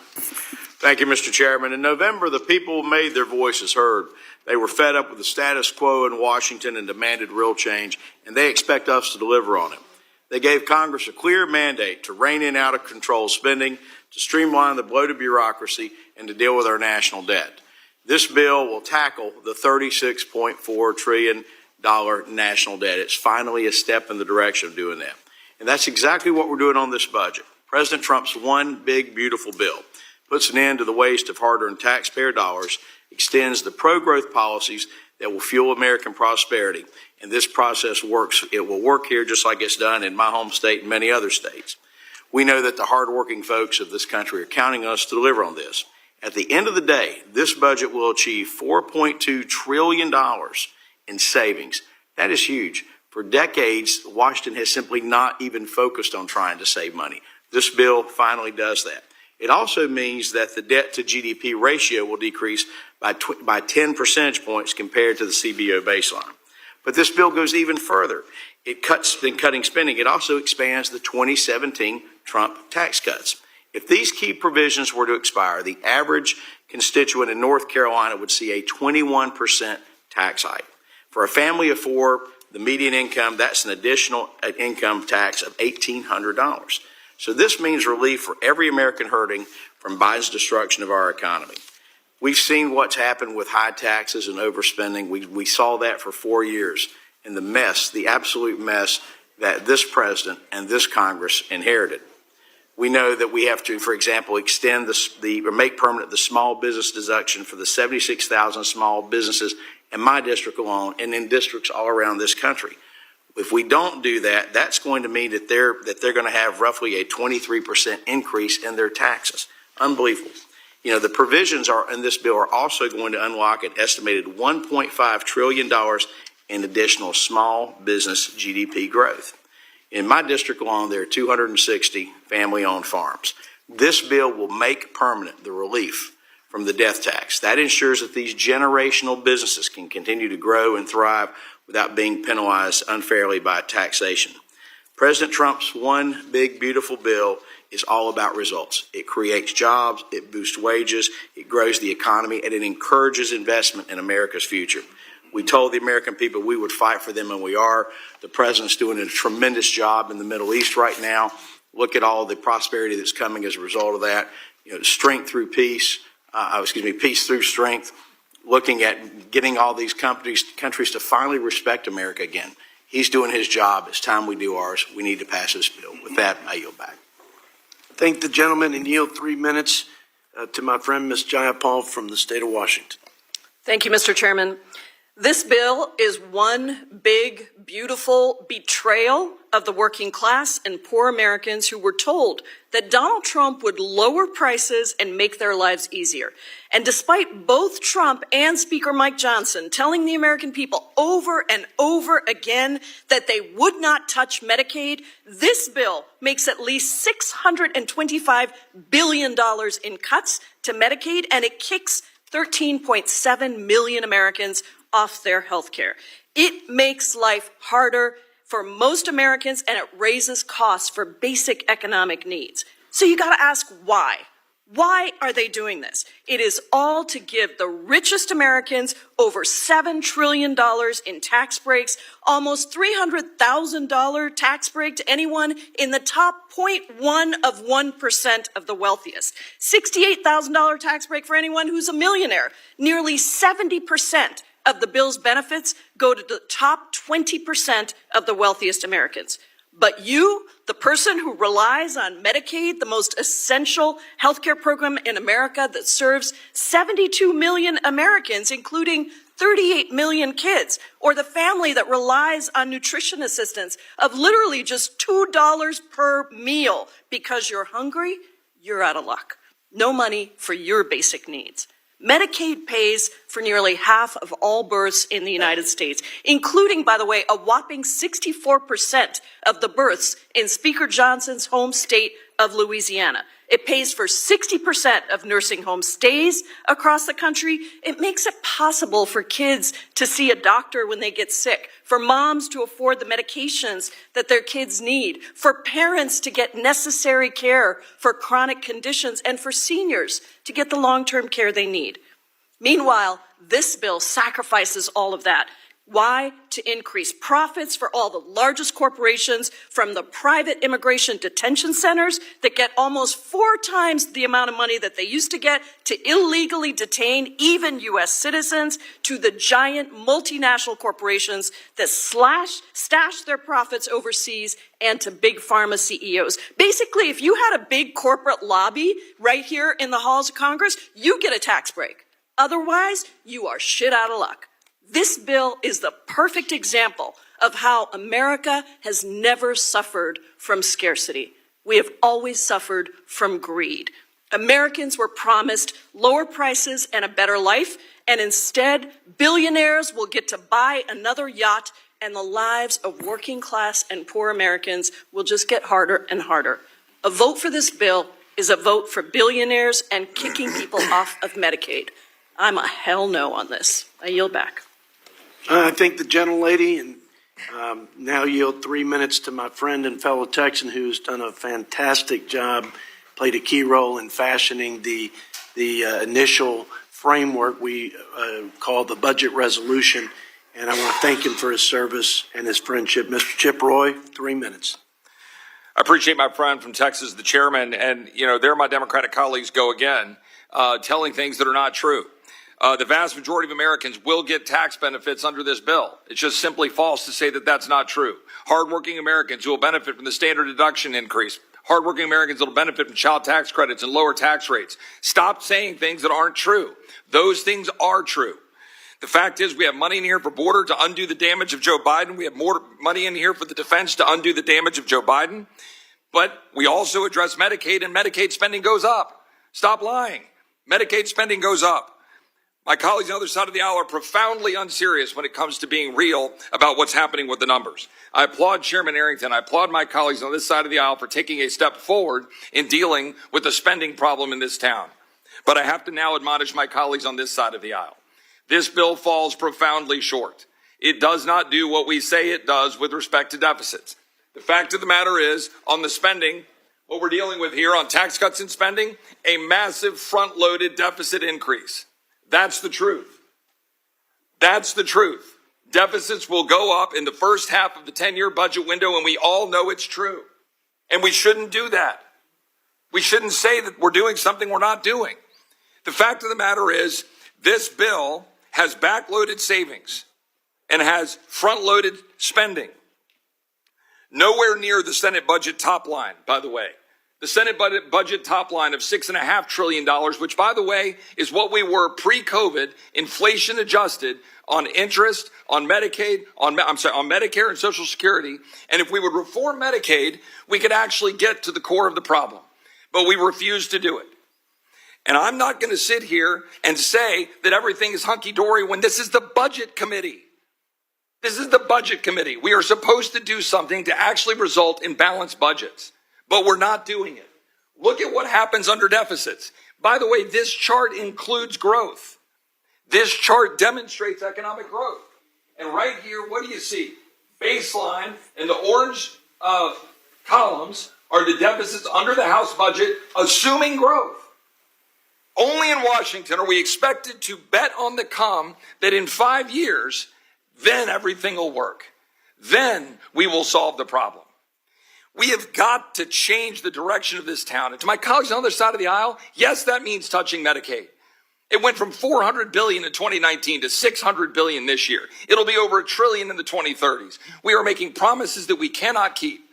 We do need to reform it. We need to stop giving 7 times as much money to the able-bodied over the vulnerable. Why are we sticking it to the vulnerable population, the disabled and the sick, to give money to single able-bodied male adults? We shouldn't do that. We should reform it. But guess what? That message needs to be delivered to my colleagues on this side of the aisle too.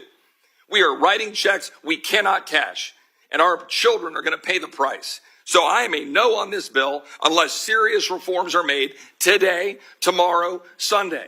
We're having conversations as we speak, but something needs to change, or you're not going to get my support. I yield back.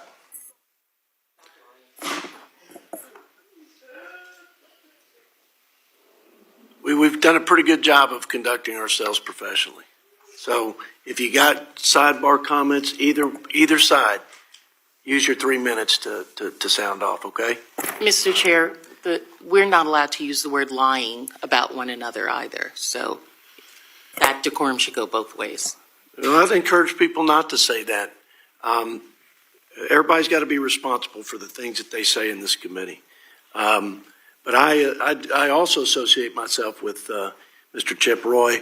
A whole lot of work is still left undone, and I look forward to joining him and making sure that we strengthen many of these spending reform measures before the ink dries. But with that, I recognize Ms. Judy Chu from California for 3 minutes. Mr. Chair, There are millions of Americans today who live in fear that the benefits and resources they rely on today will be gone tomorrow. But rather than respond to the very real needs of their constituents in mind, Republicans are turning their backs on everyday Americans and the problems they face, and instead are forging ahead with a bill that will make their problems much, much worse. This bill is morally and fiscally reprehensible. Republicans are exploding the deficit and gutting the programs that our most vulnerable rely on, just to hand trillions to the richest. With this bill, Republicans are literally taking food out of the mouths of the poor to feed the rich. Now, Republicans are claiming that this bill helps middle-class people with their meager measures like lifting the tax on tips and overtime. But guess what? These provisions expire. But the tax giveaways to billionaires, they are permanent. And what happens when the expirations do happen? Well, all we have to do is look at the Joint Committee on Taxation's distributional analysis.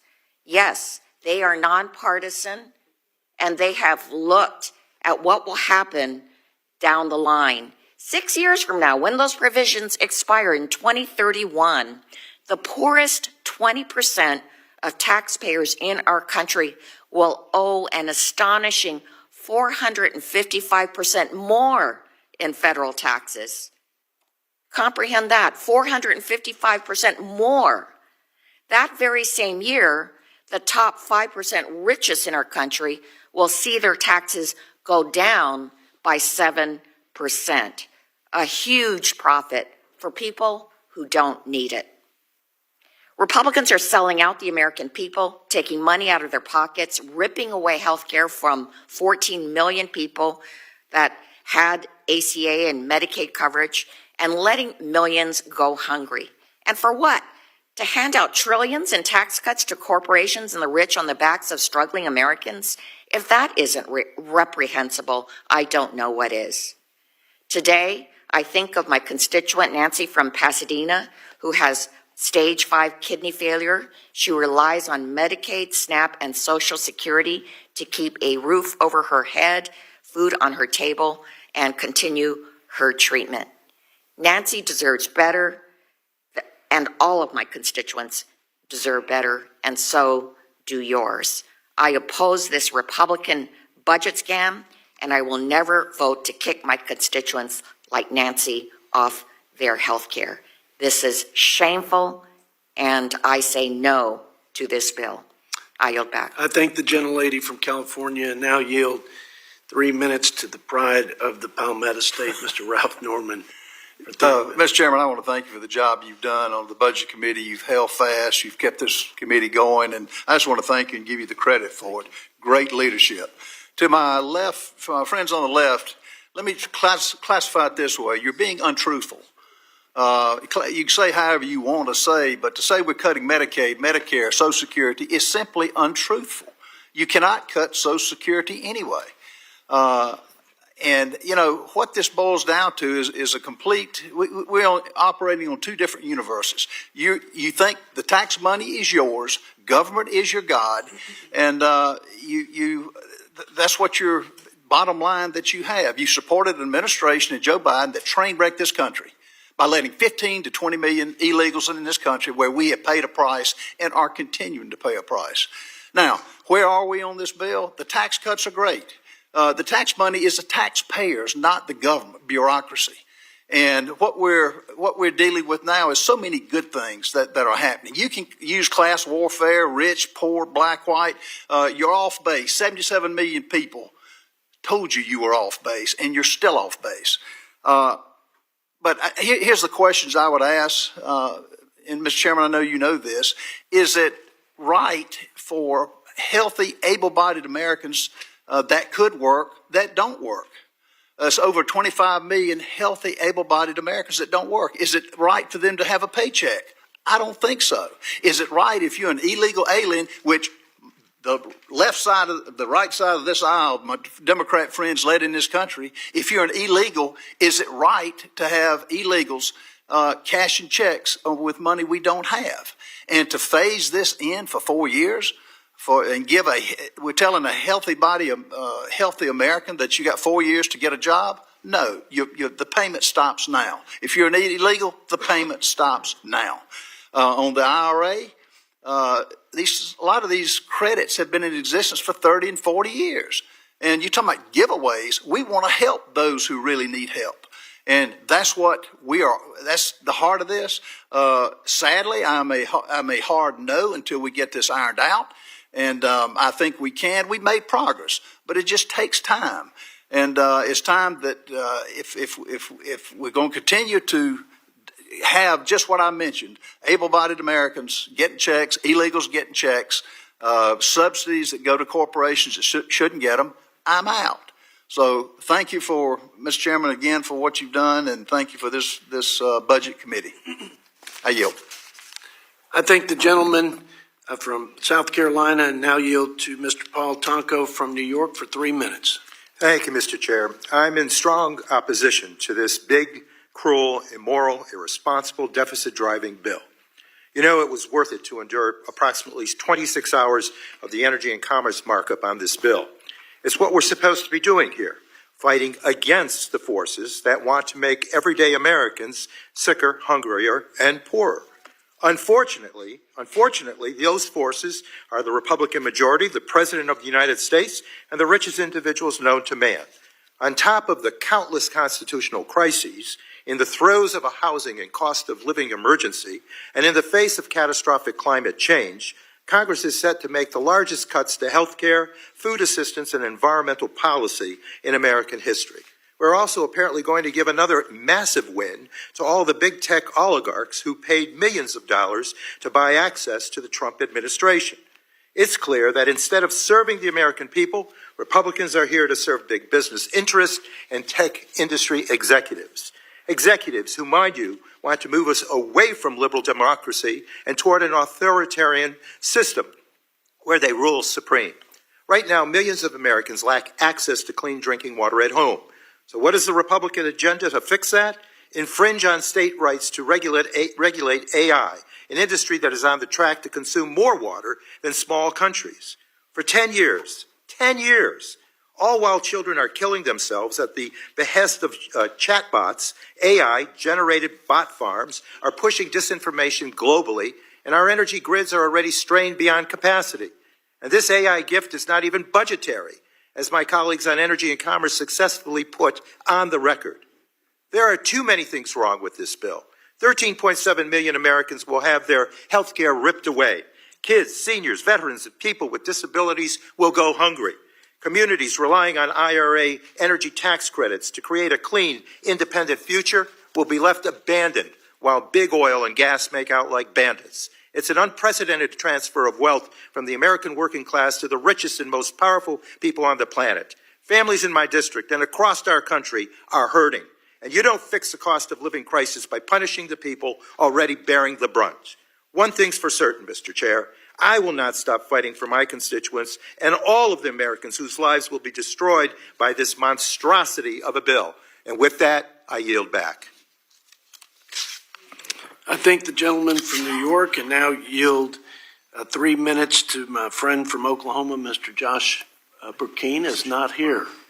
Okay. Josh, you ready to go? Okay. Mr. Andrew Clyde from the state of Georgia for 3 minutes. Andrew Clyde, y'all quit whispering people's names in my ears who aren't in the chamber, if you would, so I don't look like I don't know what the hell's going on in my committee.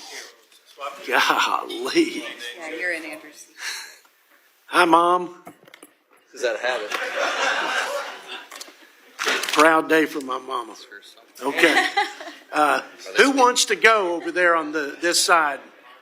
Josh Burkeen. I'm happy to take from the North time Texas. On their behalf and correct some of the things that we've I'm going to heard. start yielding y'all's time to the Democrats. Y'all do this to me again. Now, I accept. being the most popular Republican chair for Democrats is will not bode well for my future. Mr. Josh Burkeen from Oklahoma, you have 3 minutes. Thank you, Mr. Chairman. Look, apart from being someone that represents Christ in the way that I operate in this building and being a good husband and a great father to my children, something stands out to me more so than anything else in the way that I conduct my life. It is to be a person of truth. And I think as some of us are having real consternations this morning because of feeling like that there is truth on both sides, that we had a blueprint, but there's also truth in the fact that $50 billion was added that is not part of the blueprint. And so was, the instructions fully met? It's truth that that element is lacking, and that has to be reconciled, not in truth with what the blueprint laid out. The second part, to be a person of truth, has to be the scores. And when you look at, because that's the decision before us today, are we, as people of truth, do these scores pan out? And what I saw happen in Oklahoma in my time in the state legislative body, trying to repeal wind tax credits, 60 lobbyists from other countries, Italy, Spain involved, diverged on the Capitol, and it took from the 90s, as Governor Keating discussed in the 2018 era when we were trying to repeal these, it was never intended to last as long as it did. And it was always the promise to end many years from now, which never materialized.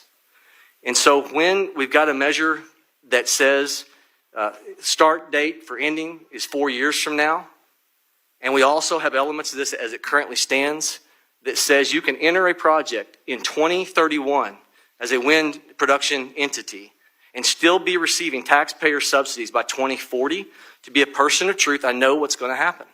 I know there are going to be lobbyists that are going to descend on this building.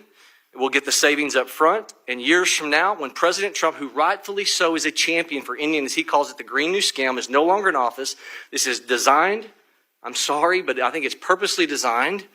And I'm not challenging anybody's character. I am grateful to a speaker. I am grateful to a chairman of this committee. I am grateful to a leader that's engaging with us right now to try to figure this stuff out, to get to the truth. But I just want for my committee members to know my consternation, because as Patrick Henry once said, I have but one lamp by which my feet are guided. It's the lamp of experience. I know no other way to foretell the future than by the past.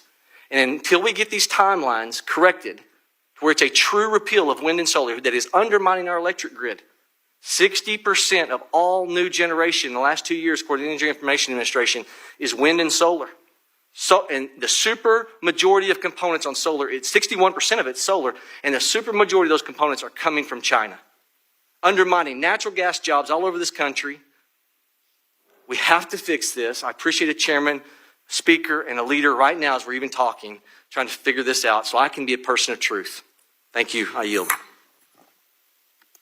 I thank the gentleman from Oklahoma, who is indeed a person of truth.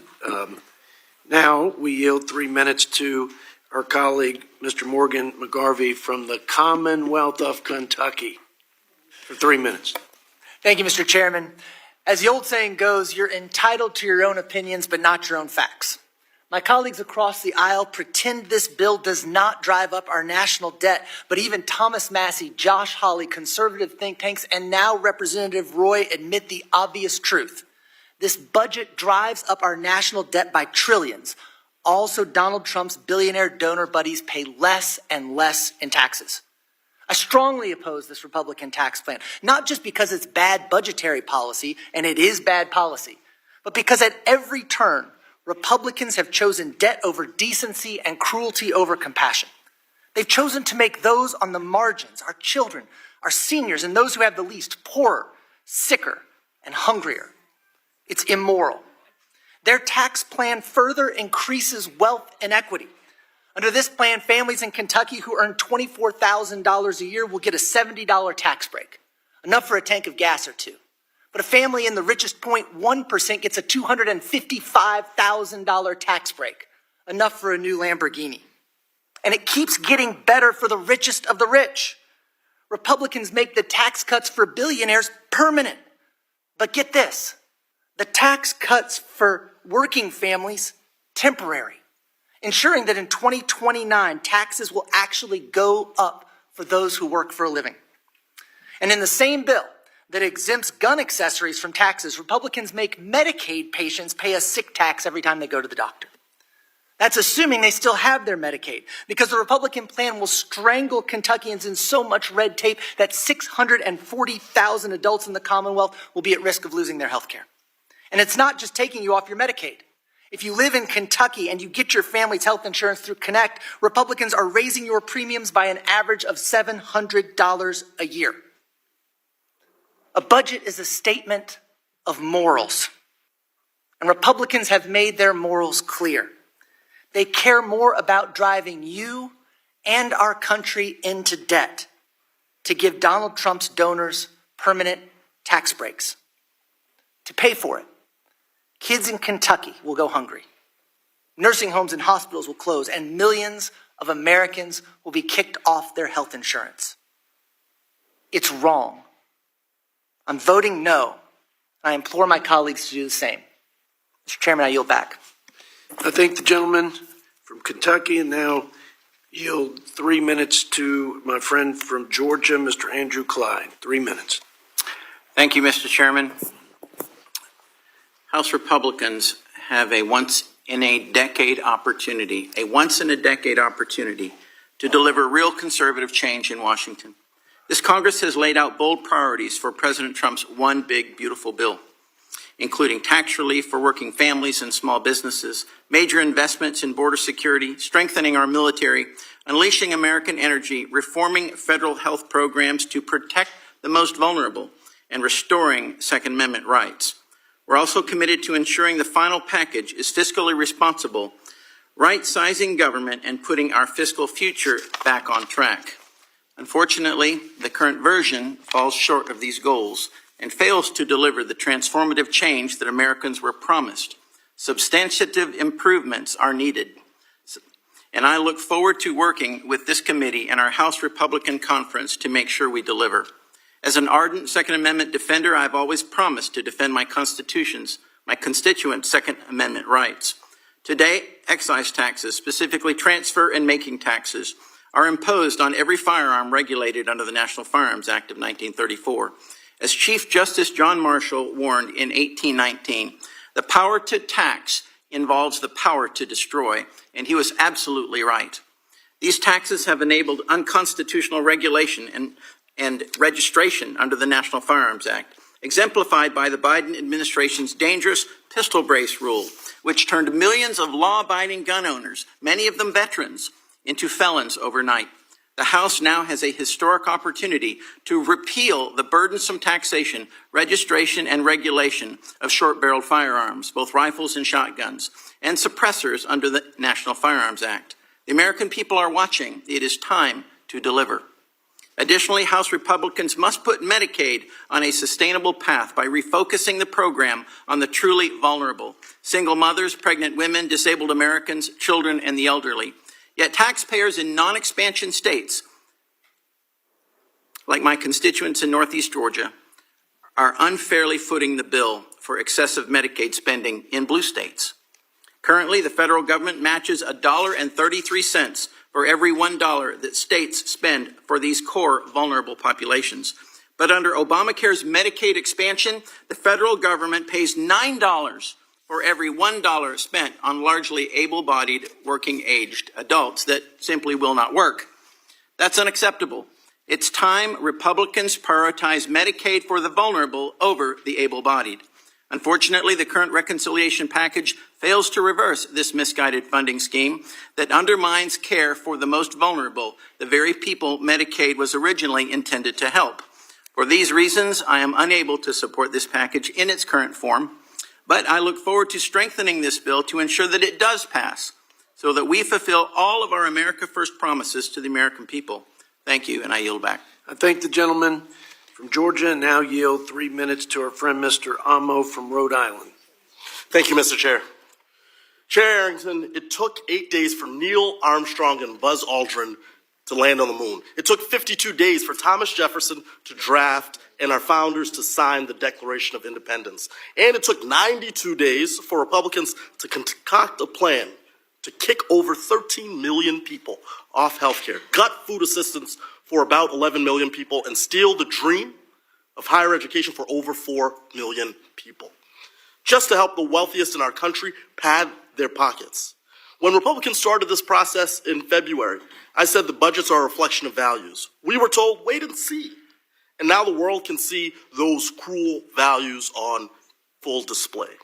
In this very room, Republicans claimed that they are fighting to strengthen Medicaid and don't have to touch a dime of the program's benefits. But it guts Medicaid as we know it and will lead to hospital and nursing home closures.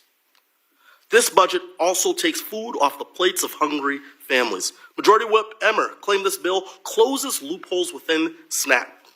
That's just not true. It makes it harder for about 21,000 Rhode Islanders to put food on their table. President Trump said, I will rapidly drive prices down and we will make America affordable again. This bill will not. It makes healthcare more costly, food more inaccessible, and college more expensive. And all of this is to give tax breaks to their billionaire buddies like Elon Musk. Republicans claim this bill will make American families and workers thrive again. Yet, a household earning less than $15,000 a year will see their taxes skyrocket by nearly 19%, while a millionaire will save $82,000 on their taxes. This does not help American families and workers thrive. Republicans say this is one big, beautiful bill. Look, I'll concede this bill is big, but it's as beautiful as a pig with lipstick. It's a broken promise and a betrayal of the American people. I urge all to vote no, and I yield back. I thank the gentleman from Rhode Island. We've gone through all the opening statements. I do want to ask you to join me in congratulating Mr. Brandon Gill, who's a daddy for the second time. Just had a baby, when was it, last Friday? So congratulations to you and your wife, Danielle, on baby Winston, who's going to help us solve Social Security and Medicare. One worker per retiree at a time. The applause was for his wife. Just want to make that clear. Yes. Okay, if any other member would like to submit a written statement for the record, I'll hold the record open to the end of the day to accommodate those members who may not have prepared written statements. We will now proceed with reporting this bill to the House. The clerk will now report the title of the measure to be reported. A bill to provide for reconciliation pursuant to Title II of House Concurrent Resolution 14. Without objection, the first reading of the bill is dispensed with, and the bill is considered as read. Section 310 of the Congressional Budget Act of 74 requires the Budget Committee to report the reconciliation bill to the House, quote, without any substantive revision, end of quote. The consideration of amendments to the bill is prohibited, and therefore motions to amend the bill will not be entertained. I now recognize the Vice Chairman, Mr. Lloyd Smucker of Pennsylvania, for a motion to order the reconciliation bill reported. Thank you, Mr. Chairman. I move the Committee on the Budget order reported the One Big Beautiful Bill Act with the recommendation that the bill do pass. The question is ordering the One Big Beautiful Bill Act to be reported favorably to the House. All those in favor say aye. Aye. Those opposed, no. No. In the opinion of the chair, the ayes have it. And we will ask for a recorded vote. A roll call vote is requested pursuant to the bipartisan unanimous consent agreement. We will postpone this roll call vote until later in the markup. Now we will follow a long-standing custom of this committee and entertain 4 motions to instruct in the order specified in the agreed-upon list made available to the members. Pursuant to the agreement I made with Ranking Member Boyle, debate on these motions will be limited to 10 minutes, equally divided, 1 minute reserved for the proponent to close. If the chairman and ranking member agree, then the debate time on each of these amendments can be shortened. Don't know what that means, but without objection so ordered. I would also like to remind members that these motions do not actually amend the reported bill and are not binding on the Rules Committee. Is there a motion to instruct? Mr. Chair, I have an amendment at the desk. The clerk will report. Motion, excuse me, I have a motion at the desk. The motion's at the desk. Clerk will report the motion. Staff will distribute copies of the motion. A motion offered by Representative Ballant. Ms. Ballant moves that the Committee on the Budget direct its chairman to request on behalf of the committee that the rule for consideration of the bill make an order and amendment to strike all sections of the bill estimated by the Congressional Budget Office to increase the number of individuals without health insurance. Representative Ballant, if you're ready, Thank you, you're Mr. now Chair. recognized for 4 minutes. Thank you, Mr. Chair. I'm offering this motion today because we have to draw the line. Americans have told us they do not want cuts to Medicaid. Medicaid covers over 1 in 5 Americans. Medicaid covers seniors in nursing homes, children with disabilities, low-income parents, and working people who simply cannot afford private health insurance. These aren't abstract numbers.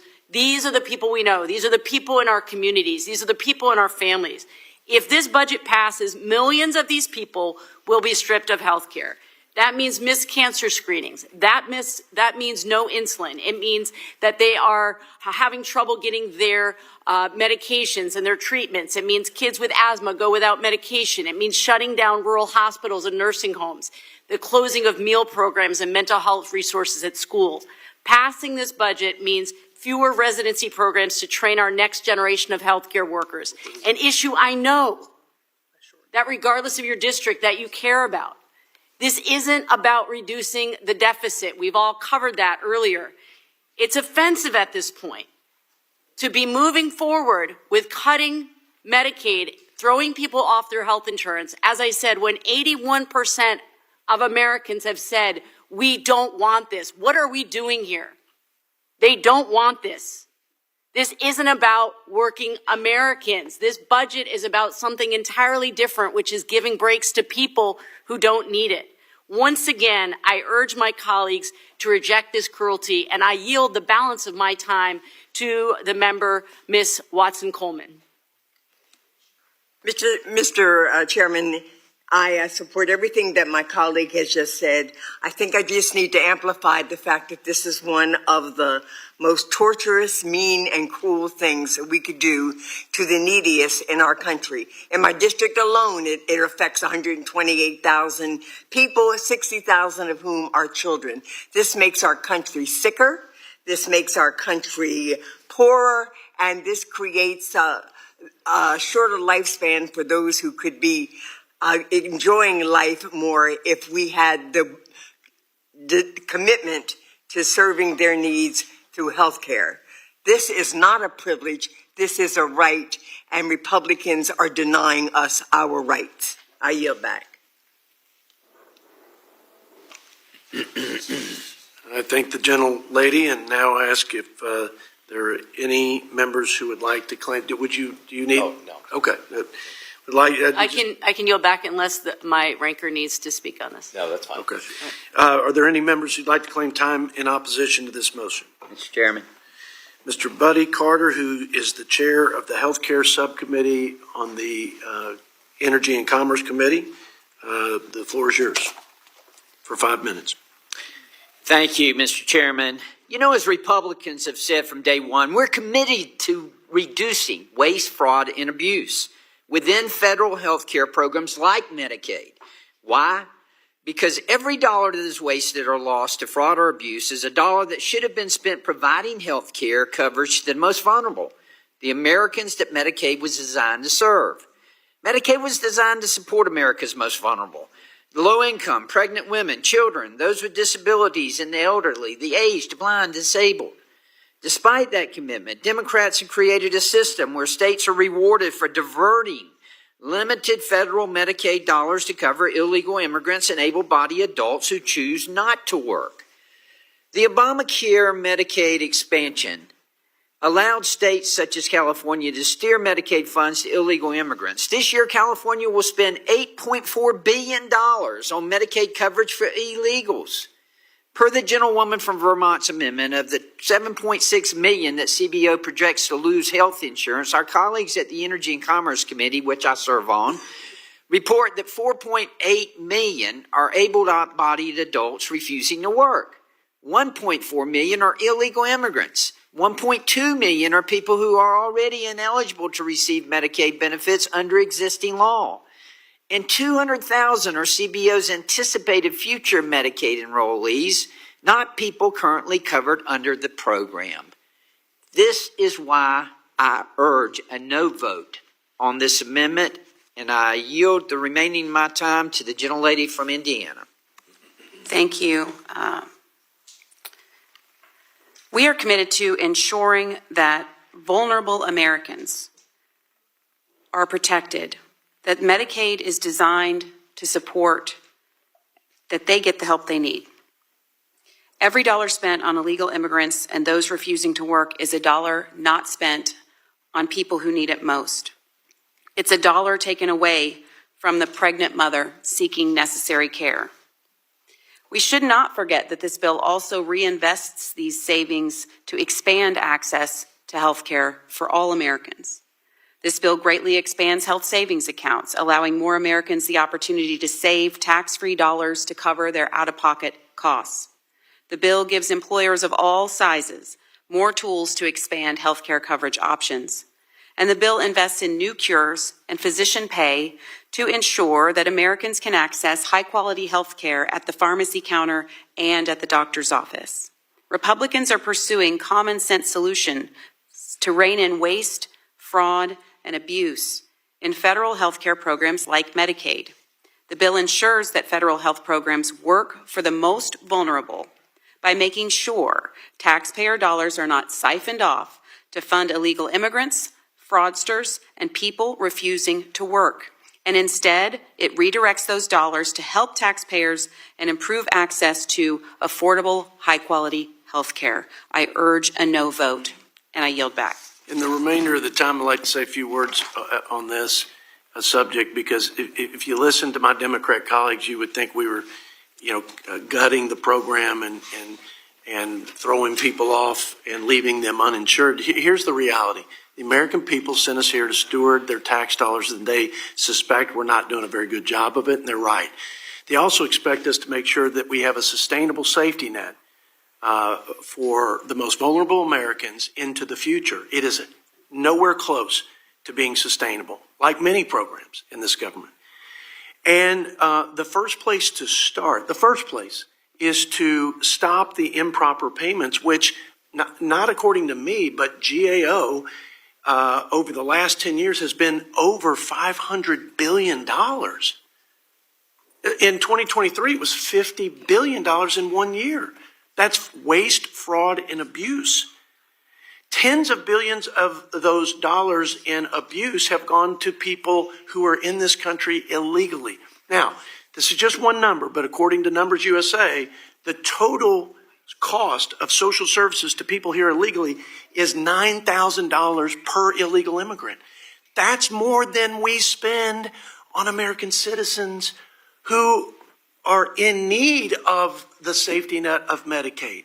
That is unconscionable. There are a lot of other reasons that I don't have time to articulate that we have to do the deep rooting out of waste in this program. And it's unacceptable that the largest means-tested welfare program of almost 100, with a total cost of about $1.5 trillion in the people's government, has no requirement for able-bodied people to work. That should be a baseline expectation for people who can and are able to work. So I'm proud of the work that my colleagues are doing. We can do more, but this is a good start, and I yield now for the closing comment of my colleague, Ms. Ballin. Thank you, Mr. Chair. I just have to ask my colleagues, have you talked to your rural hospitals? Have you talked to your rural healthcare providers? Because I have been on the phone for months now. They are very, very concerned about cuts to Medicaid and how it will close rural healthcare facilities. Rural health care facilities are reliant on Medicaid dollars to stay open. And those of us who represent rural areas, healthcare outcomes for people who live in rural areas are the worst in the nation. So whether you live in Vermont or whether you live in Kentucky or you live in rural Indiana, your rural healthcare providers need Medicaid dollars to keep those facilities open. So I urge you to think carefully before you support this budget, because you're hurting your own people back home and their access to health care. I yield back. Thank you. I thank the gentlelady from Vermont, and now the question once again is, no, the question now is on agreeing to the motion offered by Ms. Ballin. All those in favor signify by saying aye.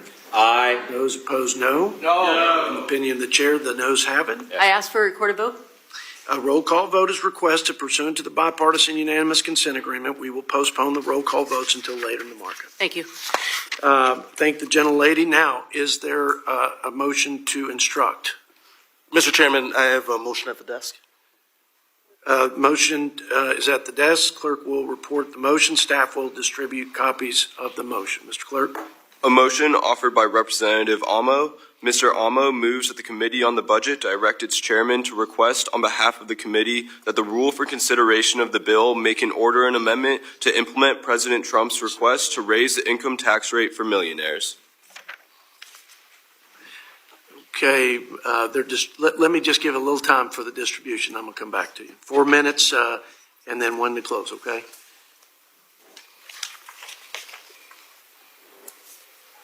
Okay, Mr. Amo, if you're ready, 4 minutes, and then we'll give 5 to the opposing side if there is one, and then you'll close with 1 minute. Mr. Amo. Thank you, Mr. Chairman. Last Friday, President Trump called for a tiny tax increase on the rich by raising the top tax rate back to 39.6%. But the bill before us today fails to fulfill the president's call to action. In fact, it makes a lower rate of 37% permanent. So my motion is simple. It makes good on the president's request. In his joint address to Congress, the president promised to pass tax cuts for everybody. Yet the bill before us today certainly does not benefit everybody. A household that is barely scraping by, earning less than $15,000 a year, will see their taxes skyrocket by nearly 19% under this bill. That is, in fact, no tax cut. But a millionaire, they will see another $82,000 in their pocket in 2027. You heard right.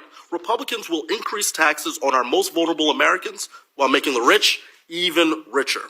Instead of offsetting their tax scheme for the richest 1% by closing tax loopholes, Republicans are kicking over 13 million Americans off their health insurance and taking away nutrition assistance from children. That's right, they are making healthcare inaccessible and letting children go hungry. This isn't what the American people need or want. So if Republicans wanted to help working people, they would fulfill President Trump's request to raise the income tax rate for millionaires. They would not be focused on making the rich even richer. With that, I yield 2 minutes to Congresswoman Omar. Thank you, Congressman. I said this in my opening statement, and it bears repeating. If enacted, this would be the largest transfer of wealth from the poor to the rich in U.S. history. This bill, like we've been talking about, has a record $715 billion in cuts to Medicaid and the Affordable Care Act. Nearly 14 million Americans would lose health care coverage, not because they're ineligible, but because of the cruel red tape designed to push them out. And why are we punishing sick moms and children? So that the top 0.1% can get as much as the bottom half combined in America. My Republican colleagues will claim that these tax cuts are for everyone.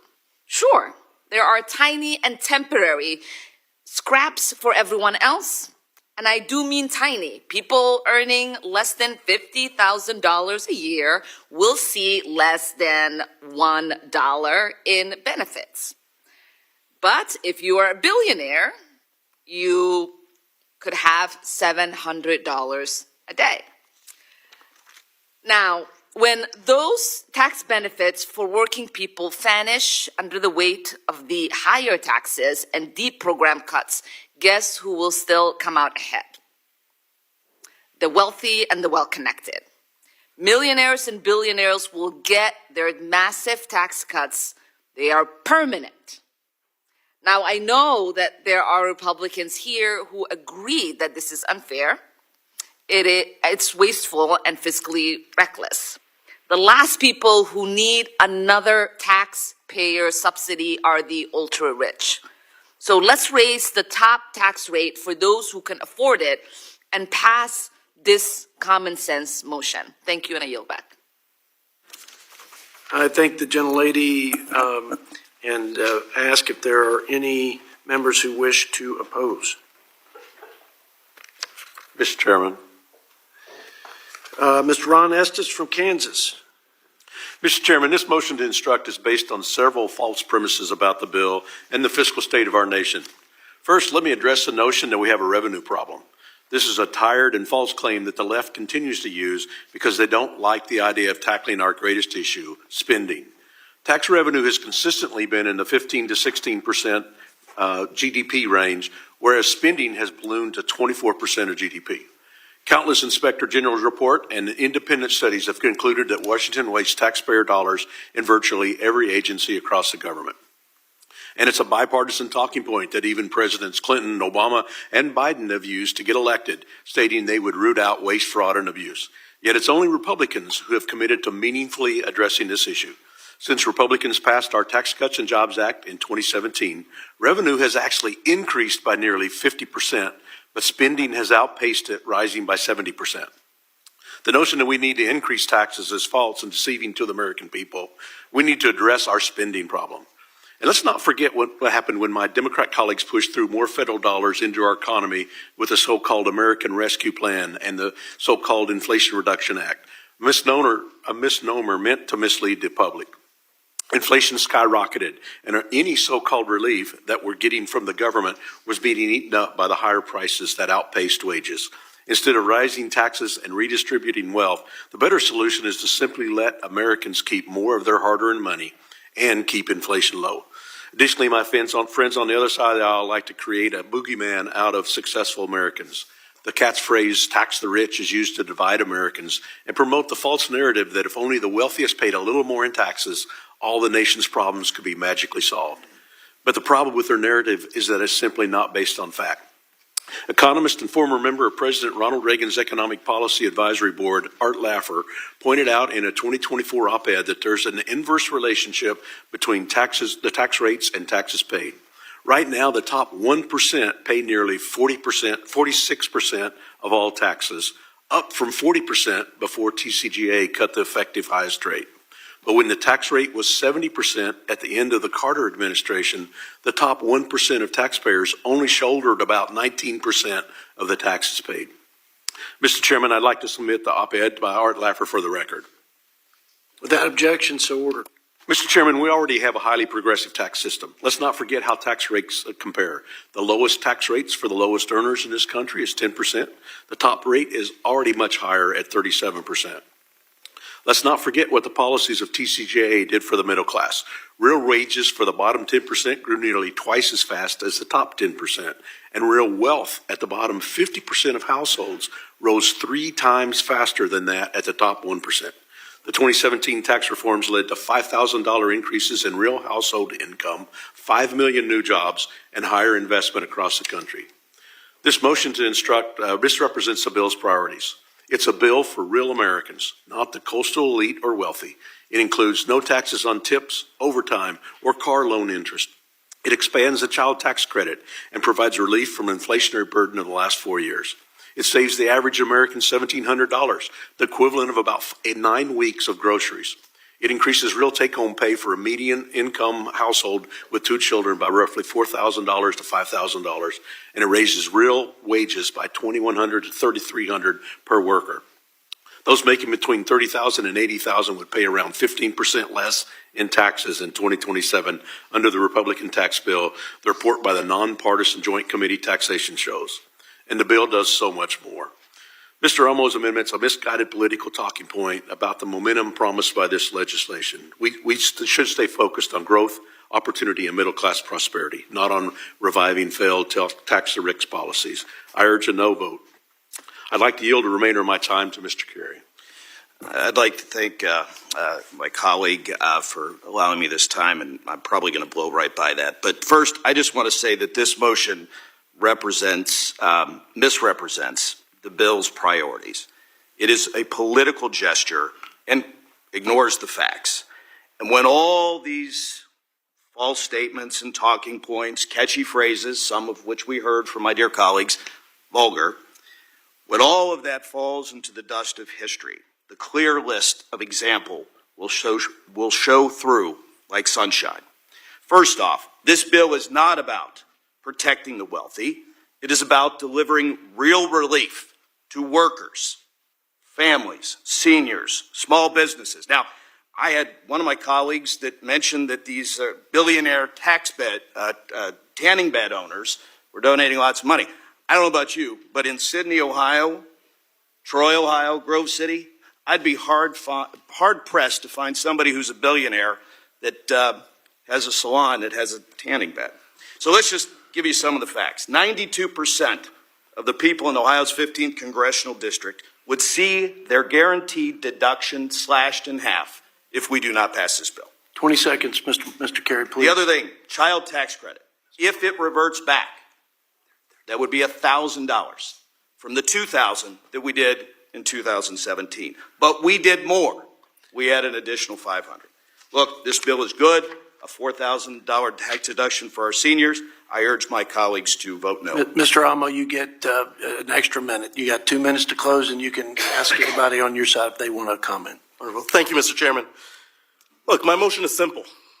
It will add a modicum of sanity to this dangerous bill. And then on the topic of revenues, let's be very, very clear. Revenues have generally been flat and haven't kept up with the increasing spending demands driven by our aging population and resulting in increasing costs on mandatory spending. And so had the Bush tax cuts, their extenders, and the Trump tax cuts not happened, we would have $10 trillion more in revenue than in current law, and revenue levels would have better kept pace with spending.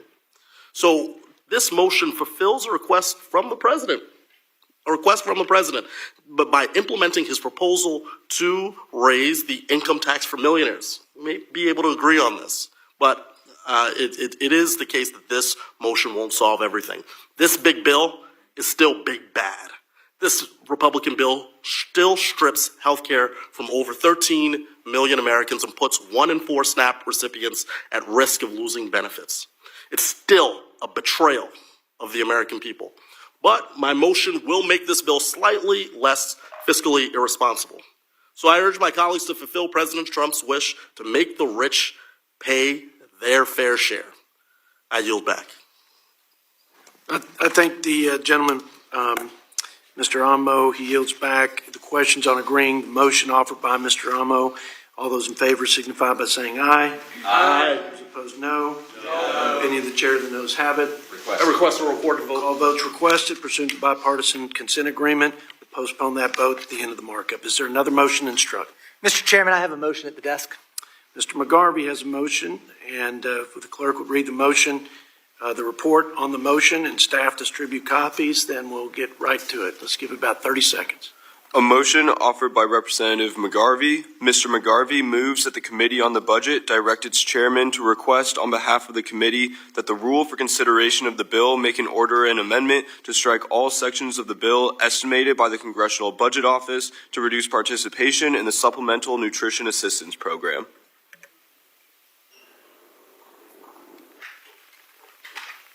Mr. McGarvey, you have 4 minutes and then 1 to close. Thank you, Mr. Chairman. My motion instructs the chairman to strike every Republican provision that will kick Americans off SNAP, our nation's premier anti-hunger program. 115,000 people in Jefferson County, Kentucky woke up this morning not knowing where their next meal was going to come from. There's 750,000 people in the Commonwealth of Kentucky in the same situation. 200,000 of them are just kids. For many of these families, federal food assistance through SNAP is not a luxury, it's a lifeline. And Republicans are using this bill to tear that lifeline away. Their budget doesn't just cut SNAP, no. It's the largest cut ever proposed in the history of the SNAP program. It will make 11 million people go hungry, including children, seniors, veterans, adults with disabilities, even single moms. And they're not stopping at kicking eligible people out of the program. Their bill would shift billions of SNAP spending onto the states. My state of Kentucky would have to come up with $190 million to prevent cuts to services. Just so you know, that's equivalent to the cost of paying 2,354 Kentucky public school teachers. That is a gap we simply cannot fill. It is unconscionable in the same bill in which Republicans do so much to ease the tax burden on billionaires while offering only a pittance to working people, in which they work so hard to take health care away from working families and children, that they now come for their next meal too. At this time, I'd like to yield to my colleague, Ms. Capter. Thank you very much for yielding, Mr. McGarvey. I rise in very strong support of the McGarvey motion to dismiss cruel proposed cuts and policy changes to the SNAP program. These cuts would hit working families the hardest, parents juggling multiple jobs, hourly workers trying to make ends meet, and caregivers who already stretch every dollar to the limit just to put food on the table. The bill punishes people who are doing their best. It imposes expanded and burdensome work requirements of those already working, and it shifts federal costs onto states already struggling to serve their communities. Then it hands trillions in tax breaks and refunds to the wealthiest Americans. Let's be clear, food is not a luxury, it is fundamental to life. Gutting food assistance for those working hardest just to get by is not the American way forward. Reject these harmful provisions, stand up for working families, remove these short-sighted, unjust, and cruel food cuts. I urge my colleagues to support this motion, defend the dignity and health of the American people. Thank you, and I yield back. The gentlelady yields. Is there any member who'd like to claim time in opposition to the motion? Mr. Chairman. Mr. Klein from Virginia, you have 5 minutes. I thank the chairman, and I want to make clear from the start that this bill, despite the allegations from the other side, does not cut SNAP benefits. The SNAP reforms included in this bill reflect our commitment on this side to restoring accountability to the program and prioritizing work. We agree it is a vital nutrition assistance program, but it ultimately must be strengthened and it must protect those benefits for the truly needy. I think we would all agree. I don't know, the other side might, but SNAP spending is currently unsustainable. Since 2019, SNAP rolls have increased by 17% from 36 million to 42 million today, and the overall cost of the program has grown by 83%, ballooning from 60 billion to 110 billion annually. Making matters worse, as the program cost has ballooned, so have its improper payments. Payments to people who should not, to states for administering a program to people who should not be receiving it. In 2024, USDA reported 10.5 billion in improper payments, representing 11.7% of total SNAP spending. Some states exceed that significantly. In 2023, New Jersey had a state error rate of 35%. Alaska had a state error rate of 60%. 60% errors. Because SNAP is 100% funded by the federal government, there's minimal incentive for states to control these costs and enhance program integrity.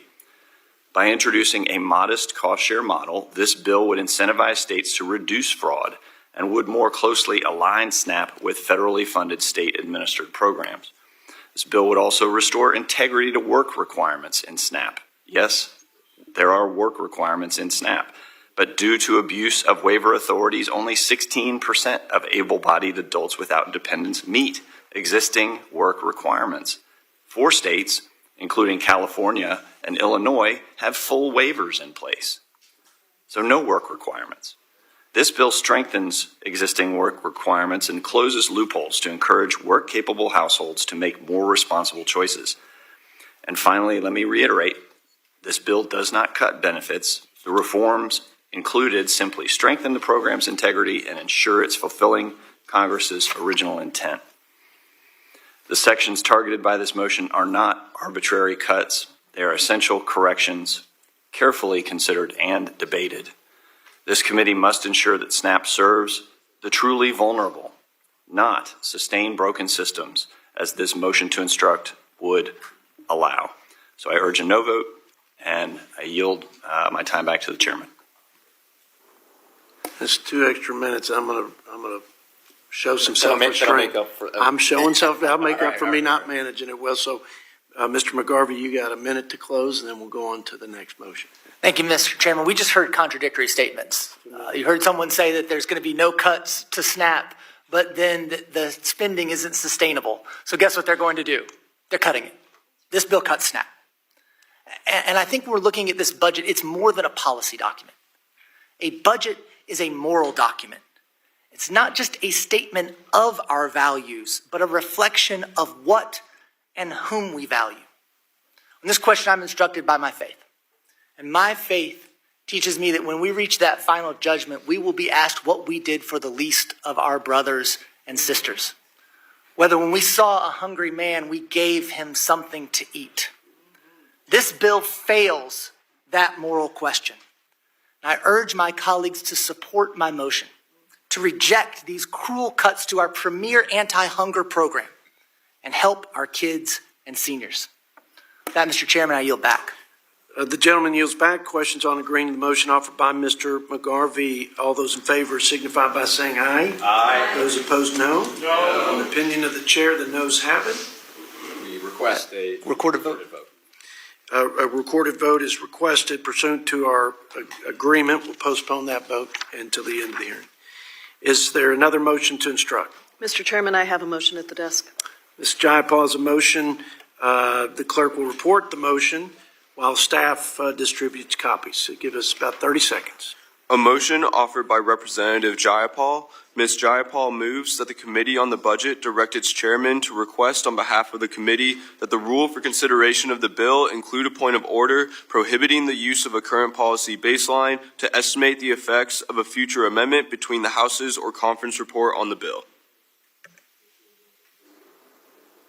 Ms. Jayapal, you have 4 minutes, then you'll have 1 minute to close. Thank you, Mr. Chairman. My motion calls for a point of order to prevent Republicans from using a budget trick to falsely lower estimates for the extreme cost of this Republican tax scam. They want to use a budget trick that assumes that the tax cuts from Trump's first tax scam extend permanently so that it seems like what they're doing today with this bill doesn't cost anything. But that's ridiculous. That's like the terrible auto renewal scams that flood your inbox, right? You get signed up for a subscription that you never wanted, you never agreed to, and you can't afford. And then they keep charging you for it afterwards, and then they tell you that maybe it's free because you paid for it before. No one buys that. It's a scam.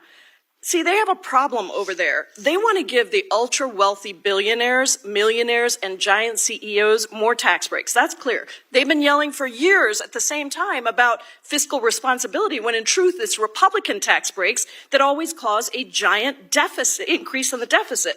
And to be fair, they even have a few people over there who are at least intellectually honest in demanding that they don't want to increase the deficit.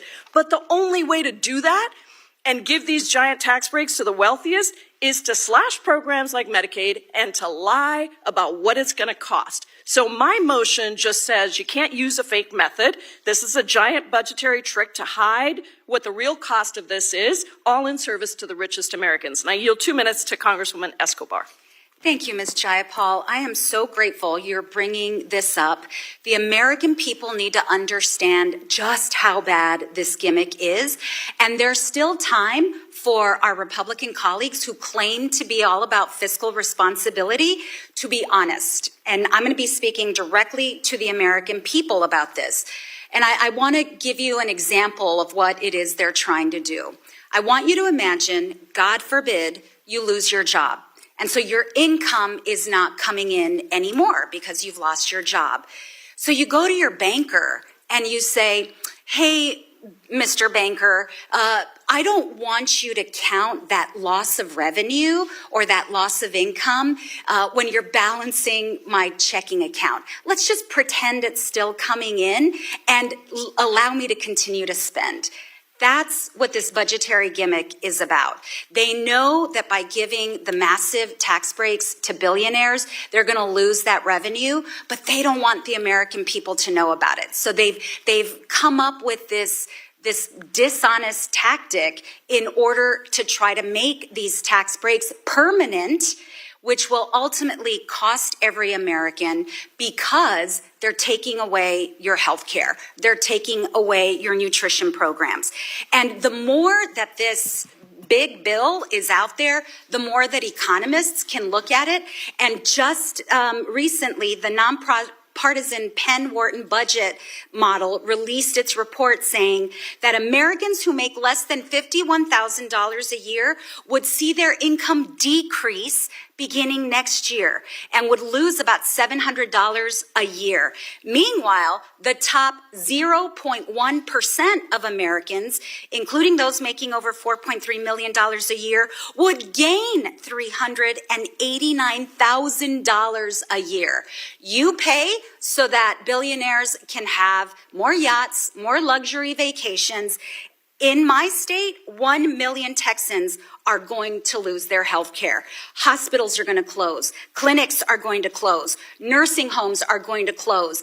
And hardworking Americans will pay more. We are, thank you for this motion, Rep. Jayapal. I strongly support it. I yield back.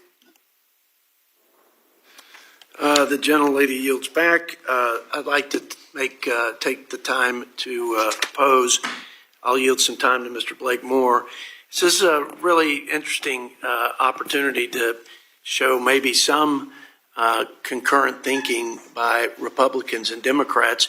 Here's the problem, and this is a very technical issue that's inside baseball in Washington, right?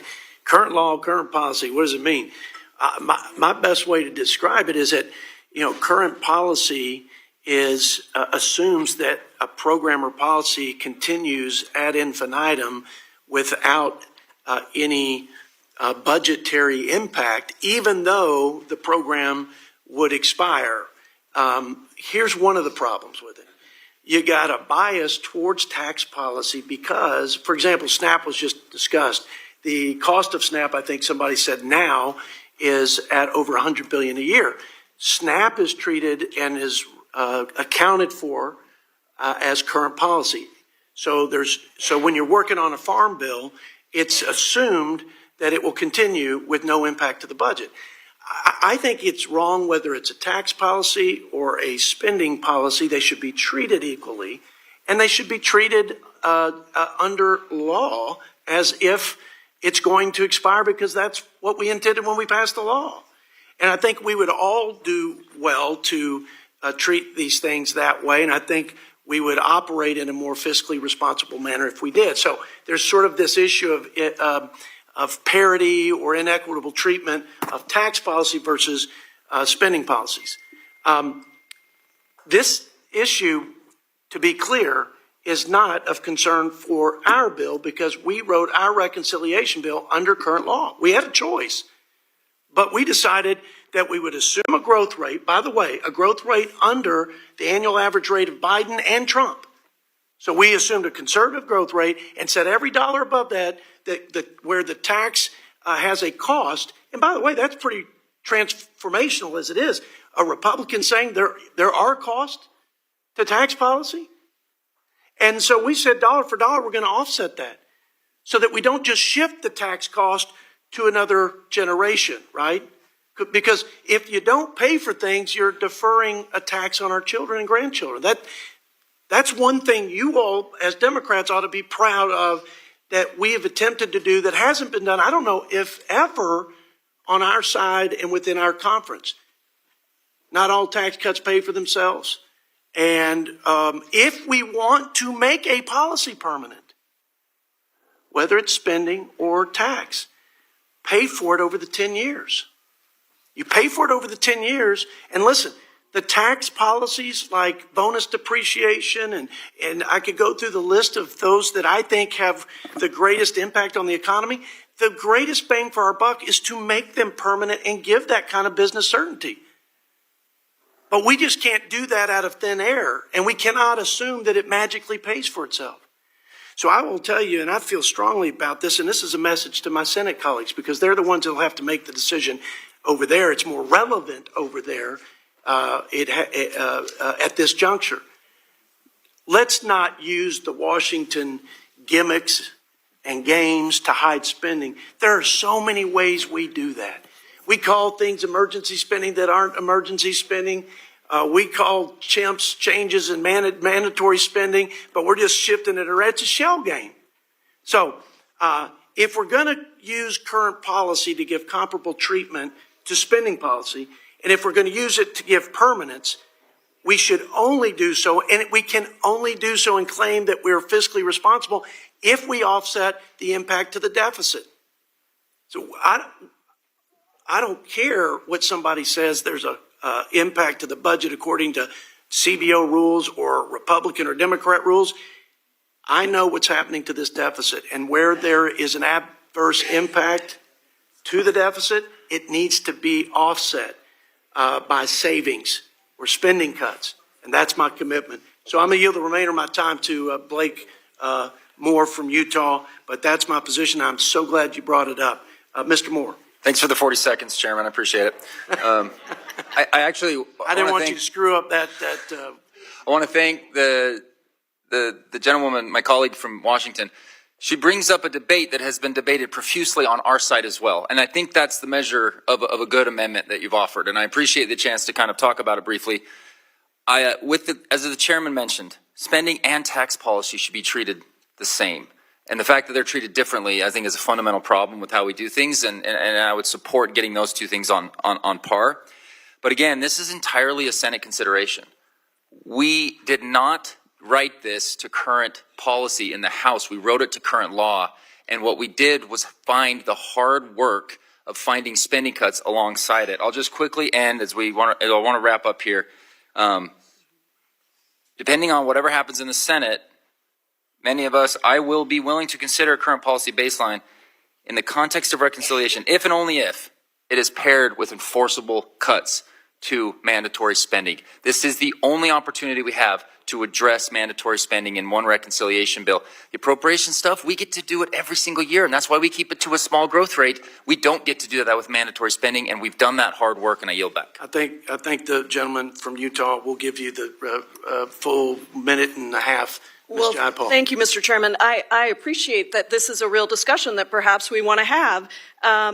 Listen, if we don't adopt this amendment, then those of you who say you don't want the Senate to do budgetary tricks, it's going to come back to you with a budgetary trick, because they're already talking about how to do this to extend the tax cuts permanently and get around the reconciliation rule. Yes, this is inside baseball, but these are the things that happen that really hurt the American people. And listen, if current policy baseline becomes a new precedent, then the ranking member and I are going to be very happy to use it when we pass Medicare for all, universal health care for everybody. There's a lot of ways in which this is problematic, and yes, we should have a discussion, but in this moment, your Senate colleagues want to use this budgetary trick, a scam, to tell the American people that this isn't going to cost anything when you know damn well that it is. So I really hope that you vote for this amendment, because I think you're right, Mr. Chairman. It deserves debate, and I'm going to yield to the ranking member if I have any time.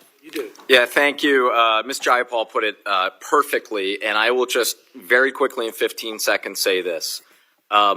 Let's strengthen the House's hand, and let's keep this honest, with honest numbers. This would be a great bipartisan moment to do the right thing if we unanimously vote for this MTI.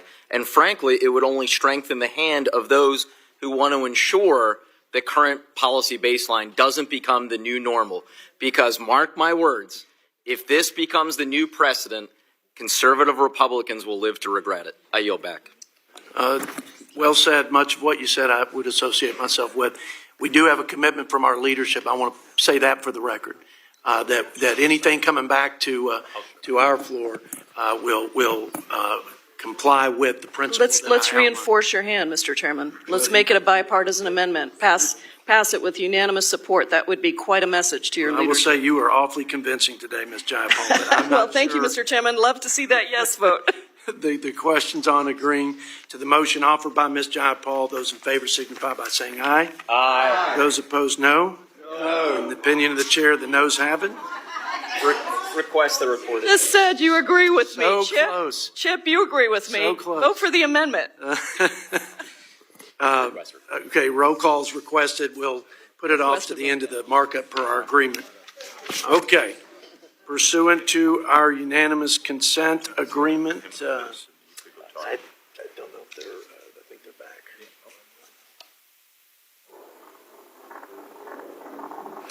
Pursuant to our unanimous consent agreement, the committee will now vote on the postponed roll call vote to favorably report the One Big Beautiful Bill Act to the House. The clerk will call the roll. Mr. Norman. No. Mr. Norman, no. Mr. McClintock. Aye. Mr. McClintock, aye. Mr. Grothman. Mr. Grothman, aye. Mr. Smucker. Aye. Mr. Smucker, aye. Mr. Carter. Aye. Mr. Carter, aye. Mr. Klein. Mr. Klein, aye. Mr. Bergman. Aye. Mr. Bergman, aye. Mr. Roy. No. Mr. Roy, no. Mr. Stutzman. Mr. Stutzman, aye. Mr. Moore of Utah. Mr. Moore of Utah, aye. Mr. Estes. Mr. Estes, aye. Mr. Burkeen. No. Mr. Burkeen, no. Mr. Obernolte. Mr. Obernolte, aye. Mr. Carey. Mr. Carey, aye. Mr. Edwards. Mr. Edwards, aye. Mr. Clyde. Mr. Clyde, no. Ms. Houchin. Ms. Houchin, aye. Mr. McDowell.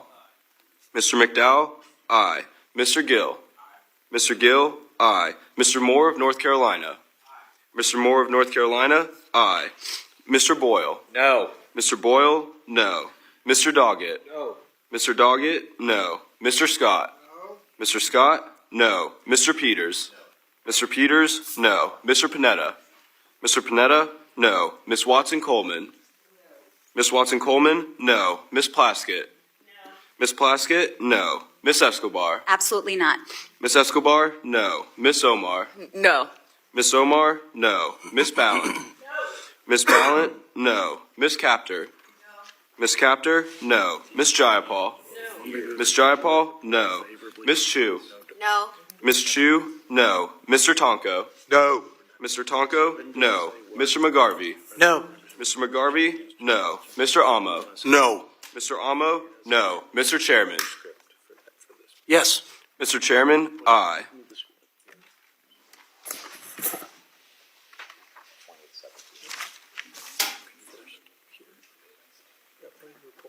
Right here.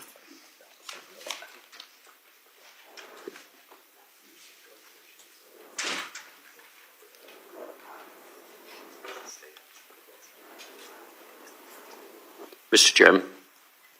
The clerk will call the roll. I'm sorry.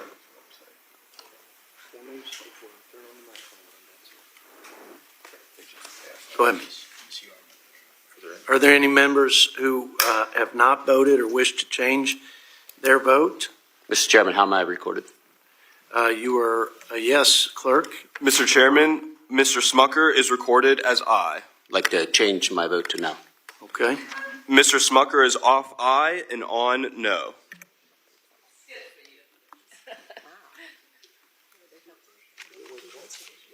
What do I say?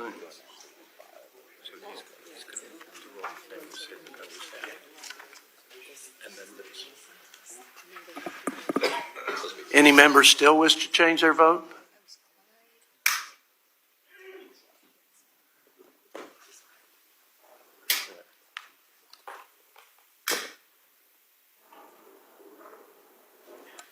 The clerk shall report. Mr. Chair, on the vote, there were 16 ayes and 21 noes. Well, the noes have it. The committee stands in recess, subject to the call of the chair. I want to thank everybody for their time and patience, and Godspeed and safe travels.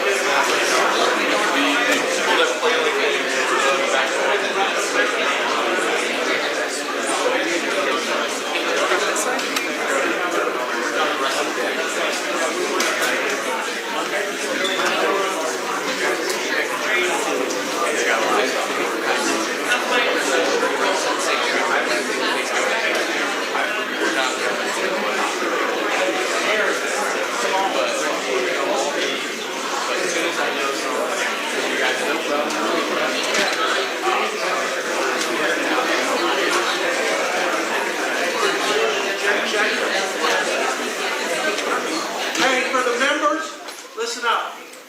I do not anticipate us coming back today. I've had some questions. I know most of you are trying to get home. Go home. I'll let you know this weekend if we're going to return first thing Monday. I think that's the goal at this point.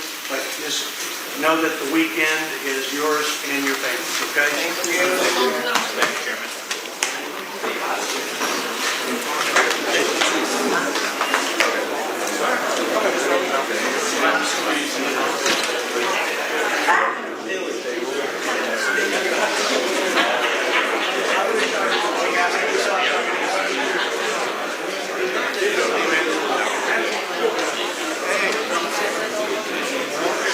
Picked an interesting time to visit, my friend. How are you? Good to see you. Good to see you. Good to see you guys. Okay. Were you in college? Yeah. All right. We got.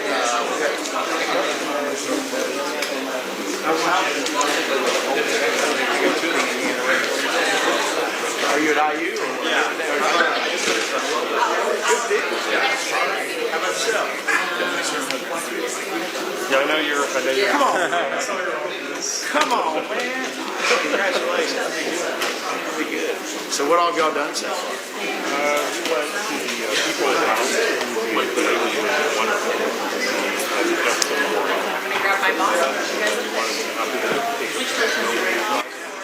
The House Budget Committee has failed to gain enough votes to approve President Trump's budget plan, which included provisions to make certain 2017 tax cuts permanent. Republican members are expected to continue negotiating over details of the bill before it can come to the House floor for debate. Stay tuned for our live coverage as the process continues to unfold. You've been watching our live coverage of the House Budget Committee's markup. If you missed